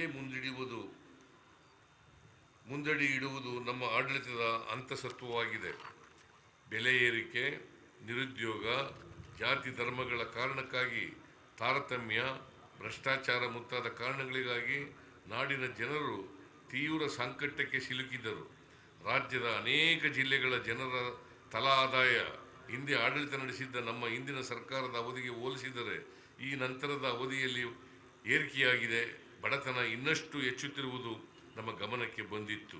ಇದನ್ನೆಲ್ಲ ಗಂಭೀರವಾಗಿ ಪರಿಗಣಿಸಿದ ನಮ್ಮ ಸರ್ಕಾರ ಜನರ ಆರ್ಥಿಕ ಸಾಮಾಜಿಕ ಚೈತನ್ಯವನ್ನು ಹೆಚ್ಚಿಸುವ ಉದ್ದೇಶದಿಂದ ಸಾರ್ವತ್ರಿಕ ಮೂಲ ಆದಾಯ, ಯೂನಿವರ್ಸಲ್ ಬೇಸಿಕ್ ಇನ್ಕಮ್ ಎಂಬ ಹೊಸ ಆರ್ಥಿಕ ಪ್ರಮೇಯವನ್ನು ಅಳವಡಿಸಿಕೊಂಡು ಗ್ಯಾರಂಟಿ ಯೋಜನೆಗಳನ್ನು ರೂಪಿಸಿದೆ. ಅಧಿಕಾರ ಸ್ವೀಕರಿಸಿದ ಮೊದಲ ದಿನವೇ ನಡೆದ ಸಚಿವ ಸಂಪುಟ ಸಭೆಯಲ್ಲಿ ಚುನಾವಣೆಗೂ ಮೊದಲು ನಾವು ಆಶ್ವಾಸನೆ ನೀಡಿದ 5 ಗ್ಯಾರಂಟಿ ಯೋಜನೆಗಳ ಅನುಷ್ಠಾನಕ್ಕೆ ತಾತ್ವಿಕ ಅನುಮೋದನೆ ನೀಡಿದ್ದಲ್ಲದೆ ಸರ್ಕಾರ ಅಧಿಕಾರಕ್ಕೆ ಬಂದ 3 ವಾರಗಳಲ್ಲಿಯೇ ಗ್ಯಾರಂಟಿ ಯೋಜನೆಗಳ ಜಾರಿ ಪ್ರಾರಂಭಿಸಿ ಎಲ್ಲ ಸವಲತ್ತುಗಳನ್ನು ಜನರಿಗೆ ನೇರವಾಗಿ ತಲುಪಿಸುತ್ತಿದ್ದೇವೆ. ಮಹಿಳೆಯರು, ಲಿಂಗತ್ವ, ಅಲ್ಪಸಂಖ್ಯಾತರಿಗೆ ಉಚಿತ ಬಸ್ ಪ್ರಯಾಣ ಸೌಲಭ್ಯ ಕಲ್ಪಿಸುವ ಶಕ್ತಿ ಯೋಜನೆಯ ನಿಜಾರ್ಥದಲ್ಲಿ ಮಹಿಳೆಯರ ಹಾಗೂ ನಾಡಿನ ಸಬಲೀಕರಣಕ್ಕೆ ಪುಷ್ಟಿ ನೀಡಿದೆ. ಪ್ರತಿದಿನ ಸರಾಸರಿ 50ರಿಂದ 60 ಲಕ್ಷ ಮಹಿಳೆಯರಿಗೆ ಇದರ ಅನುಕೂಲವಾಗುತ್ತಿದೆ ಎಂದು ಹೇಳಲು ಸಂತೋಷವಾಗುತ್ತಿದೆ. ನಮ್ಮ ಈ ಯೋಜನೆಯ ಕುರಿತು ರಾಷ್ಟ್ರೀಯ, ಅಂತಾರಾಷ್ಟ್ರೀಯ ಮಾಧ್ಯಮಗಳು ಅಧ್ಯಯನ ಮಾಡಿ ವ್ಯಾಪಕ ಪ್ರಶಂಸೆ ಮಾಡಿ ಬರೆದಿವೆ. ಶಕ್ತಿ ಯೋಜನೆ ನಮ್ಮ ಆರ್ಥಿಕ ಶಕ್ತಿಗೆ ನವ ಚೈತನ್ಯವನ್ನೇ ಉಂಟು ಮಾಡಿದೆ. ಇದುವರೆಗೆ 38.54 ಕೋಟಿ ಟ್ರಿಪ್ಗಳಲ್ಲಿ ಮಹಿಳೆಯರು ಉಚಿತವಾಗಿ ಪ್ರಯಾಣಿಸಿದ್ದಾರೆ. 2ನೇ ಗ್ಯಾರಂಟಿ ಯೋಜನೆ 200 ಯೂನಿಟ್ವರೆಗೆ ಉಚಿತ ವಿದ್ಯುತ್ ನೀಡುವ ಗೃಹ ಜ್ಯೋತಿ. ಈ ಯೋಜನೆ ಜುಲೈ 1ರಿಂದ ಜಾರಿಗೆ ಬಂದಿದ್ದು ಆಗಸ್ಟ್ 1ರ ಬಿಲ್ನಿಂದ ಗ್ರಾಹಕರಿಗೆ ಸೌಲಭ್ಯ ದೊರೆಯುತ್ತಿದೆ. ಸುಮಾರು 2 ಕೋಟಿ ಗ್ರಾಹಕರಿಗೆ ಈ ಯೋಜನೆಯಿಂದ ಅನುಕೂಲವಾಗಲಿದ್ದು ಇದುವರೆಗೆ 1.49 ಕೋಟಿ ಗ್ರಾಹಕರು ನೋಂದಾಯಿಸಿಕೊಂಡಿದ್ದು ಉಚಿತ ವಿದ್ಯುತ್ ಸೌಲಭ್ಯ ಪಡೆಯುತ್ತಿದ್ದಾರೆ. ಬಾಡಿಗೆದಾರರಿಗೂ ಈ ಸೌಲಭ್ಯ ವಿಸ್ತರಿಸಲಾಗಿದೆ. ಇದಕ್ಕಾಗಿ ನಾವು ವಾರ್ಷಿಕವಾಗಿ 13,910 ಕೋಟಿ ರುಗಳನ್ನು ವಿನಿಯೋಗಿಸುತ್ತಿದ್ದೇವೆ. ಹಸಿವು ಮುಕ್ತ ಕರ್ನಾಟಕದ ಕಲ್ಪನೆಯನ್ನು ಸಾಕಾರಗೊಳಿಸಲು ನಮ್ಮ ಸರ್ಕಾರ ಜಾರಿಗೊಳಿಸಿರುವ ಮತ್ತೊಂದು ಗ್ಯಾರಂಟಿ ಯೋಜನೆ ಅನ್ನಭಾಗ್ಯ. ಕೇಂದ್ರ ಸರ್ಕಾರದ ಉದ್ದೇಶಪೂರ್ವಕ ಅಸಹಕಾರದ ನಡುವೆಯೂ ನಮ್ಮ ಸರ್ಕಾರವು ಪ್ರತಿ ಫಲಾನುಭವಿಗೆ ಕೇಂದ್ರವು ನೀಡುವ 5 ಕೆಜಿ ಅಕ್ಕಿಯೊಂದಿಗೆ ಹೆಚ್ಚುವರಿಯಾಗಿ 5 ಕೆಜಿ ಆಹಾರ ಧಾನ್ಯ ನೀಡಲು ಕ್ರಮ ತೆಗೆದುಕೊಳ್ಳುತ್ತಿದೆ. ಟೆಂಡರ್ ಪ್ರಕ್ರಿಯೆ ಪೂರ್ಣಗೊಳ್ಳುವವರೆಗೆ ನಗದು ವರ್ಗಾಯಿಸಲು ನಿರ್ಧರಿಸಿದ್ದು ಈವರೆಗೆ 1.04 ಕೋಟಿ ಕುಟುಂಬಗಳು ನಗದು ಸೌಲಭ್ಯ ಪಡೆಯುತ್ತಿವೆ. ಉಳಿದ ಕುಟುಂಬಗಳಿಗೆ ಸದ್ಯದಲ್ಲಿ ಹಣ ವರ್ಗಾಯಿಸಲು ಕ್ರಮ ಕೈಗೊಳ್ಳಲಿದ್ದೇವೆ. ಬಡತನ ನಿವಾರಣೆಗೆ ನೇರ ನಗದು ನೀಡುವ ಕಾರ್ಯಕ್ರಮಗಳು ಅತ್ಯುತ್ತಮ ಪರಿಹಾರ ನೀಡಬಲ್ಲವು. ಈ ಹಿನ್ನೆಲೆಯಲ್ಲಿ ನಮ್ಮ ಸರ್ಕಾರ ಗೃಹ ಲಕ್ಷ್ಮಿ ಯೋಜನೆಯನ್ನು ಜಾರಿಗೆ ತರುತ್ತಿದೆ. ನೋಂದಣಿ ಪ್ರಕ್ರಿಯೆ ಈಗಾಗಲೇ ಪ್ರಾರಂಭವಾಗಿದ್ದು ದಿನಾಂಕ ಆಗಸ್ಟ್ 27ರಂದು ಮಹಿಳೆಯರ ಖಾತೆಗೆ ಮಾಸಿಕ 2,000 ರುಗಳನ್ನು ವರ್ಗಾಯಿಸುವ ಪ್ರಕ್ರಿಯೆಗೆ ಚಾಲನೆ ನೀಡಲಾಗುತ್ತಿದೆ. ಈಗಾಗಲೇ 1.08 ಕೋಟಿ ಕುಟುಂಬಗಳ ಯಜಮಾನಿಯರು ನೋಂದಾಯಿಸಿಕೊಂಡಿದ್ದಾರೆ. ಪದವಿ, ಡಿಪ್ಲೊಮಾ ಪಡೆದ ಯುವಕರಿಗೆ ಕೂಡಲೇ ಉದ್ಯೋಗ ದೊರೆಯದಿದ್ದರೆ ನಿರಾಶರಾಗದಂತೆ, ಅವರ ಸ್ವಾಭಿಮಾನಕ್ಕೆ ಧಕ್ಕೆಯಾಗದಂತೆ ಬೆಂಬಲ ನೀಡುವ ಯೋಜನೆ ಯುವ ನಿಧಿ. ಶಿಕ್ಷಣ ಪಡೆದು 6 ತಿಂಗಳಾದರೂ ಉದ್ಯೋಗ ದೊರೆಯದ ಯುವಜನರಿಗೆ ಉದ್ಯೋಗ ದೊರೆಯುವವರಿಗೆ ಅಥವಾ ಗರಿಷ್ಠ 2 ವರ್ಷದವರೆಗೆ ಪದವೀಧರರಿಗೆ 3,000 ರೂಪಾಯಿ ಹಾಗೂ ಡಿಪ್ಲೊಮಾ ಪಡೆದವರಿಗೆ 1,500 ರೂಪಾಯಿ ನಿರುದ್ಯೋಗ ಭತ್ಯೆ ನೀಡಲಾಗುವುದು. 2022-23 ಶೈಕ್ಷಣಿಕ ವರ್ಷ ಅಂತ್ಯಗೊಂಡ 6 ತಿಂಗಳ ನಂತರ ಈ ಯೋಜನೆ ಜಾರಿಯಾಗಲಿದೆ. ನಮ್ಮ ಸರ್ಕಾರದ ಈ ಗ್ಯಾರಂಟಿ ಯೋಜನೆಗಳಿಂದ ಬಡ ಮಧ್ಯಮ ವರ್ಗದ ಕುಟುಂಬಗಳ ಬದುಕಿನಲ್ಲಿ ಸಾಕಷ್ಟು ಬದಲಾವಣೆ ಬರಲಿದೆ. ಜಾತಿ, ಮತ, ವರ್ಗ, ವರ್ಣ ಭೇದವಿಲ್ಲದೆ ಈ ಗ್ಯಾರಂಟಿ ಯೋಜನೆಗಳನ್ನು ಜಾರಿಗೊಳಿಸಲಾಗುತ್ತಿದೆ. ನಮ್ಮ ಗ್ಯಾರಂಟಿ ಯೋಜನೆಗಳ ಕುರಿತು ಸಹ ಕೆಲವರು ನಕಾರಾತ್ಮಕ ಭಾವನೆಯನ್ನು ಸಮಾಜದಲ್ಲಿ ಉತ್ಪಾದಿಸಲು ಪ್ರಯತ್ನಿಸುತ್ತಿದ್ದಾರೆ. ಸರ್ಕಾರವು ರಾಜ್ಯದ ಭೌತಿಕ ಅಭಿವೃದ್ಧಿ ಮತ್ತು ಸಾಮಾಜಿಕ ಅಭಿವೃದ್ಧಿ ಎಂಬ 2 ಮಾದರಿಗಳನ್ನು ಒಂದೇ ರೀತಿಯಲ್ಲಿ ಪರಿಭಾವಿಸಿದೆ. ನಾವು ಸೃಷ್ಟಿಸಲು ಹೊರಟಿರುವ ಅಭಿವೃದ್ಧಿಯಲ್ಲಿ ರಾಜ್ಯದ ಸರಾಸರಿ 1.30 ಕೋಟಿ ಕುಟುಂಬಗಳಿಗೆ ಸೇರಿದ ಜನರು ಪಾಲ್ಗೊಳ್ಳುತ್ತಿದ್ದಾರೆ. ಈ ಕೋಟಿ ಜನರಿಗೆ ಯಾವುದೇ ಮಧ್ಯವರ್ತಿಗಳ ಕಾಟವಿಲ್ಲದೆ ಸವಲತ್ತುಗಳು ನೇರವಾಗಿ ತಲುಪಲಿವೆ ಮತ್ತು ಸಮಗ್ರ ಮಹಿಳಾ ಸಶಸ್ತ್ರೀಕರಣ ಸಾಧ್ಯವಾಗಲಿದೆ. ಇದರಿಂದ ಕರ್ನಾಟಕ ಮಾದರಿ ಅಭಿವೃದ್ಧಿ ವ್ಯಾಖ್ಯಾನವು ಪ್ರಾರಂಭವಾಗಲಿದೆ. ನಮ್ಮ ಸರ್ಕಾರವು ಹಿಂದಿನ ಸರ್ಕಾರಗಳಿಗಿಂತಲೂ ಹೆಚ್ಚಿನ ಸಂಪನ್ಮೂಲಗಳನ್ನು ಮೂಲಭೂತ ಸೌಕರ್ಯಗಳಿಗೆ ವಿನಿಯೋಗಿಸಲು ಬದ್ಧವಾಗಿದೆ. ಸರ್ಕಾರದ ಆದಾಯಗಳ ಸಂಗ್ರಹವು ಸಹ ಶಕ್ತಿಯುತವಾಗಿದೆ. ಡಾಕ್ಟರ್ BR ಅಂಬೇಡ್ಕರ್ ಅವರು ರಾಜಕೀಯ ಪ್ರಜಾಪ್ರಭುತ್ವವು ಸಾಮಾಜಿಕ ಪ್ರಜಾಪ್ರಭುತ್ವದ ತಳಹದಿಯ ಮೇಲೆ ನಿಂತಿದೆ. ಸಾಮಾಜಿಕ ಪ್ರಜಾಪ್ರಭುತ್ವ ಎಂದರೆ ಸ್ವಾತಂತ್ರ್ಯ, ಸಮಾನತೆ ಹಾಗೂ ಭ್ರಾತೃತ್ವಗಳನ್ನು ಬದುಕಿನ ತತ್ವಗಳೆಂದು ಗುರುತಿಸುವ ಜೀವನ ವಿಧಾನವಾಗಿದೆ ಎಂದು ಹೇಳಿದ್ದಾರೆ. ರಾಜಕೀಯ ಪ್ರಜಾಪ್ರಭುತ್ವ ಗಟ್ಟಿಯಾಗಿರಬೇಕಾದರೆ ಅದರ ತಳಹದಿಯಾದ ಸಾಮಾಜಿಕ ಪ್ರಜಾಪ್ರಭುತ್ವವು ಸುಭದ್ರವಾಗಿರಬೇಕು ಎಂಬ ಅಂಬೇಡ್ಕರ್ ಅವರ ಆಶಯದಂತೆ ನಮ್ಮ ಸರ್ಕಾರ ಸಮಾಜ ನಿರ್ಮಾಣಕ್ಕೆ ಒತ್ತು ನೀಡಿದೆ. ಮುಂಗಾರು ವಿಳಂಬವಾಗಿ ಪ್ರಾರಂಭವಾದ್ದರಿಂದ ರಾಜ್ಯದಲ್ಲಿ ಜೂನ್ ತಿಂಗಳಲ್ಲಿ ಬರದ ಛಾಯೆ ಇತ್ತು. ಜುಲೈ ತಿಂಗಳಲ್ಲಿ ಭಾರೀ ಮಳೆಯಾಗಿದ್ದರಿಂದ ಹಲವೆಡೆ ಪ್ರವಾಹ ಪರಿಸ್ಥಿತಿಯು ತಲೆದೋರಿತು. ಅತಿವೃಷ್ಟಿ ಅನಾವೃಷ್ಟಿಗಳೆರಡನ್ನೂ ಸಮರ್ಥವಾಗಿ ಎದುರಿಸಲು ನಮ್ಮ ಸರ್ಕಾರ ಸಿದ್ಧವಾಗಿದೆ ಹಾಗೂ ಇದರಿಂದಾಗುವ ಹಾನಿಯನ್ನು ತಗ್ಗಿಸಲು ಎಲ್ಲ ರೀತಿಯ ಪ್ರಯತ್ನಗಳನ್ನು ಮಾಡುತ್ತಿದೆ. ಗ್ಯಾರಂಟಿ ಯೋಜನೆಗಳ ಜೊತೆಗೆ ಕಳೆದ ಕೆಲವು ವರ್ಷಗಳಲ್ಲಿ ಸ್ಥಗಿತಗೊಂಡಿದ್ದ ನಮ್ಮ ಸರ್ಕಾರದ ಇಂದಿನ ಅವಧಿಯಲ್ಲಿ ಯಶಸ್ವಿಯಾಗಿ ಜಾರಿಗೊಳಿಸಿದ್ದ ಕೃಷಿ ಭಾಗ್ಯ, ಅನುಗ್ರಹ ಯೋಜನೆ, ವಿದ್ಯಾಸಿರಿ, ಅಲ್ಪಸಂಖ್ಯಾತ ವಿದ್ಯಾರ್ಥಿಗಳಿಗೆ ಸ್ಥಗಿತಗೊಂಡಿರುವ ವಿದ್ಯಾರ್ಥಿ ವೇತನ ಯೋಜನೆ ಸೇರಿದಂತೆ ಹಲವು ಯೋಜನೆಗಳ ಮರು ಜಾರಿಗೆ ಕ್ರಮ ಕೈಗೊಳ್ಳಲಾಗುತ್ತಿದೆ. ಅವಕಾಶ ವಂಚಿತ ಸಮುದಾಯಗಳ ಹಿತರಕ್ಷಣೆ ಹಾಗೂ ಅವರ ಅಭ್ಯುದಯ ನಮ್ಮ ಕಾಳಜಿಯಾಗಿದೆ. ಹಿಂದುಳಿದ ವರ್ಗದವರು, ಪರಿಶಿಷ್ಟ ಜಾತಿ, ಪರಿಶಿಷ್ಟ ಪಂಗಡದವರು, ಅಲ್ಪಸಂಖ್ಯಾತರು, ಮಹಿಳೆಯರು, ಕಾರ್ಮಿಕರು, ರೈತರು ಹಾಗೂ ಇತರ ಶೋಷಿತ ವರ್ಗದವರ ಶ್ರೇಯೋಭಿವೃದ್ಧಿಗೆ ನಮ್ಮ ಸರ್ಕಾರ ಆದ್ಯತೆ ನೀಡುತ್ತದೆ. ಈ ನಿಟ್ಟಿನಲ್ಲಿ ನಮ್ಮ ಸರ್ಕಾರವು PTCL ಕಾಯ್ದೆಗೆ ತಿದ್ದುಪಡಿ ಮಾಡುವ ಮೂಲಕ ಪರಿಶಿಷ್ಟ ಜಾತಿ ಪಂಗಡದವರಿಗೆ ಹಂಚಿಕೆಯಾದ ಭೂಮಿಯ ಅಕ್ರಮ ಪರಭಾರೆ ವಿರುದ್ಧ ದೂರು ನೀಡಲು ಯಾವುದೇ ಕಾಲಮಿತಿ ಇಲ್ಲ ಎಂಬುದನ್ನು ನಿಚ್ಚಳಗೊಳಿಸಿದೆ. ಅನುಸೂಚಿತ ಜಾತಿ, ಅನುಸೂಚಿತ ಪಂಗಡಗಳ ವಿಶೇಷ ಯೋಜನೆ ಕಾಯ್ದೆ 2013ರ ಸೆಕ್ಷನ್ 7D ಯನ್ನು ರದ್ದುಪಡಿಸುವ ಮೂಲಕ ಡೀಮ್ಡ್ ವೆಚ್ಚದ ಹೆಸರಿನಲ್ಲಿ ಈ ಸಮುದಾಯಗಳಿಗೆ ಮೀಸಲಿರುವ ಅನುದಾನ ಇತರ ಕಾರ್ಯಗಳಿಗೆ ದುರ್ಬಳಕೆಯಾಗುವುದನ್ನು ತಡೆಗಟ್ಟಲು ಕ್ರಮ ಕೈಗೊಳ್ಳಲಾಗುತ್ತಿದೆ. ಆಸಿಡ್ ದಾಳಿ ಸಂತ್ರಸ್ತ ಮಹಿಳೆಯರಿಗೆ ಸ್ವಯಂ ಉದ್ಯೋಗ ಕೈಗೊಳ್ಳಲು ಸಾಲ ಸೌಲಭ್ಯ ಹಾಗೂ ರಾಜೀವ್ ಗಾಂಧಿ ವಸತಿ ನಿಗಮದ ಯೋಜನೆಗಳಡಿ ವಸತಿ ಸೌಲಭ್ಯ ಕಲ್ಪಿಸಲು ಕ್ರಮ ವಹಿಸಲಾಗುತ್ತಿದೆ. ಸ್ವಾವಲಂಬಿ ಸಾರಥಿ ಯೋಜನೆಯಡಿ ಪರಿಶಿಷ್ಟ ಜಾತಿ, ಪರಿಶಿಷ್ಟ ಪಂಗಡ, ಹಿಂದುಳಿದ ವರ್ಗಗಳು ಹಾಗೂ ಅಲ್ಪಸಂಖ್ಯಾತ ಸಮುದಾಯದ ನಿರುದ್ಯೋಗಿ ಯುವಜನರಿಗೆ ವಿದ್ಯುತ್ ಚಾಲಿತ ವಾಹನಗಳ ಖರೀದಿಗೆ ಸಾಲ ಸಹಾಯಧನ ಸೌಲಭ್ಯ ನೀಡಲಾಗುವುದು. ದಮನಿತ ವರ್ಗಗಳಿಗೆ ಚೈತನ್ಯ ತುಂಬುವ ಉದ್ದೇಶದಿಂದ ಪರಿಶಿಷ್ಟ ಜಾತಿ ಪಂಗಡಗಳ ಜನರಿಗೆ ನೀಡುತ್ತಿದ್ದ ಗುತ್ತಿಗೆ ಮೊತ್ತದ ಮಿತಿಯನ್ನು 50 ಲಕ್ಷ ರೂಗಳಿಂದ 1 ಕೋಟಿ ರೂಗಳಿಗೆ ಏರಿಸಲಾಗಿದೆ. ಹಿಂದುಳಿದ ವರ್ಗಗಳ ಪ್ರವರ್ಗ 1 ಮತ್ತು ಪ್ರವರ್ಗ 2A ನಲ್ಲಿ ಬರುವ ಸಮುದಾಯದ ಗುತ್ತಿಗೆದಾರರಿಗೆ 1 ಕೋಟಿ ರೂವರೆಗಿನ ಸಿವಿಲ್ ಕಾಮಗಾರಿಗಳಲ್ಲಿ ಮೀಸಲಾತಿ ಸೌಲಭ್ಯ ಒದಗಿಸಲಾಗುವುದು. ಶಿಕ್ಷಣ ಮತ್ತು ಆರೋಗ್ಯ ಕ್ಷೇತ್ರಗಳಲ್ಲಿ ಮೂಲಸೌಕರ್ಯ ಅಭಿವೃದ್ಧಿಗೆ ನಮ್ಮ ಸರ್ಕಾರ ಆದ್ಯತೆ ನೀಡಿದೆ. ಶಾಲಾ ಕೊಠಡಿಗಳ ನಿರ್ಮಾಣ ದುರಸ್ತಿಗೆ 650 ಕೋಟಿ ರು ಹಾಗೂ ಶಾಲೆ ಕಾಲೇಜುಗಳಲ್ಲಿ ಶೌಚಾಲಯ ನಿರ್ಮಾಣವನ್ನು ಕೈಗೊಳ್ಳಲು 200 ಕೋಟಿ ರು ಒದಗಿಸಲಾಗಿದೆ. ಶಾಲೆಗಳಲ್ಲಿ ಕಲಿಯುತ್ತಿರುವ ಮಕ್ಕಳಿಗೆ ವಾರಕ್ಕೆ 2 ದಿನ ಮೊಟ್ಟೆ ಕೊಡಲು ತೀರ್ಮಾನಿಸಿದ್ದೇವೆ. ನಮ್ಮ 5 ವರ್ಷಗಳ ಅವಧಿಯಲ್ಲಿ ಅಗತ್ಯ ಇರುವವರಿಗೆ ಸೂರು ನೀಡಲು ಯೋಜಿಸಿದ್ದೇವೆ. ಸರ್ಕಾರಿ ಬಸ್ಸುಗಳ ಟ್ರ್ಯಾಕಿಂಗ್ ವ್ಯವಸ್ಥೆ, ಪ್ಯಾನಿಕ್ ಬಟನ್ ವ್ಯವಸ್ಥೆಯನ್ನು ಪ್ರಾರಂಭಿಸುತ್ತಿದ್ದೇವೆ. ಅಗತ್ಯ ಇರುವೆಡೆ ಹೊಸ ಬಸ್ಸುಗಳನ್ನು ಒದಗಿಸಲು ಸಿದ್ಧರಿದ್ದೇವೆ. ಗಣಿ ಬಾಧಿತ ಪ್ರದೇಶಗಳ ಸಮಗ್ರ ಅಭಿವೃದ್ಧಿಗೆ ಯೋಜನೆಯನ್ನು ರೂಪಿಸುತ್ತಿದ್ದೇವೆ. ಹೈನುಗಾರಿಕೆಯನ್ನು ಉತ್ತೇಜಿಸಿ ಗ್ರಾಮೀಣ ಆರ್ಥಿಕತೆಗೆ ಚೈತನ್ಯ ನೀಡುವ ಉದ್ದೇಶದಿಂದ ಪ್ರತಿ ಲೀಟರ್ ಹಾಲಿಗೆ 3 ರೂಪಾಯಿಗಳಷ್ಟು ಮೊತ್ತವನ್ನು ಹೆಚ್ಚುವರಿಯಾಗಿ ರೈತರಿಗೆ ನೀಡಲಾಗುತ್ತಿದೆ. ಇದರ ಜೊತೆಗೆ ಕೃಷಿ ಕ್ಷೇತ್ರದ ಬಲವರ್ಧನೆಗೆ ಅಗತ್ಯವಿರುವ ಎಲ್ಲ ಕ್ರಮಗಳನ್ನು ಕೈಗೊಳ್ಳುತ್ತಿದ್ದೇವೆ.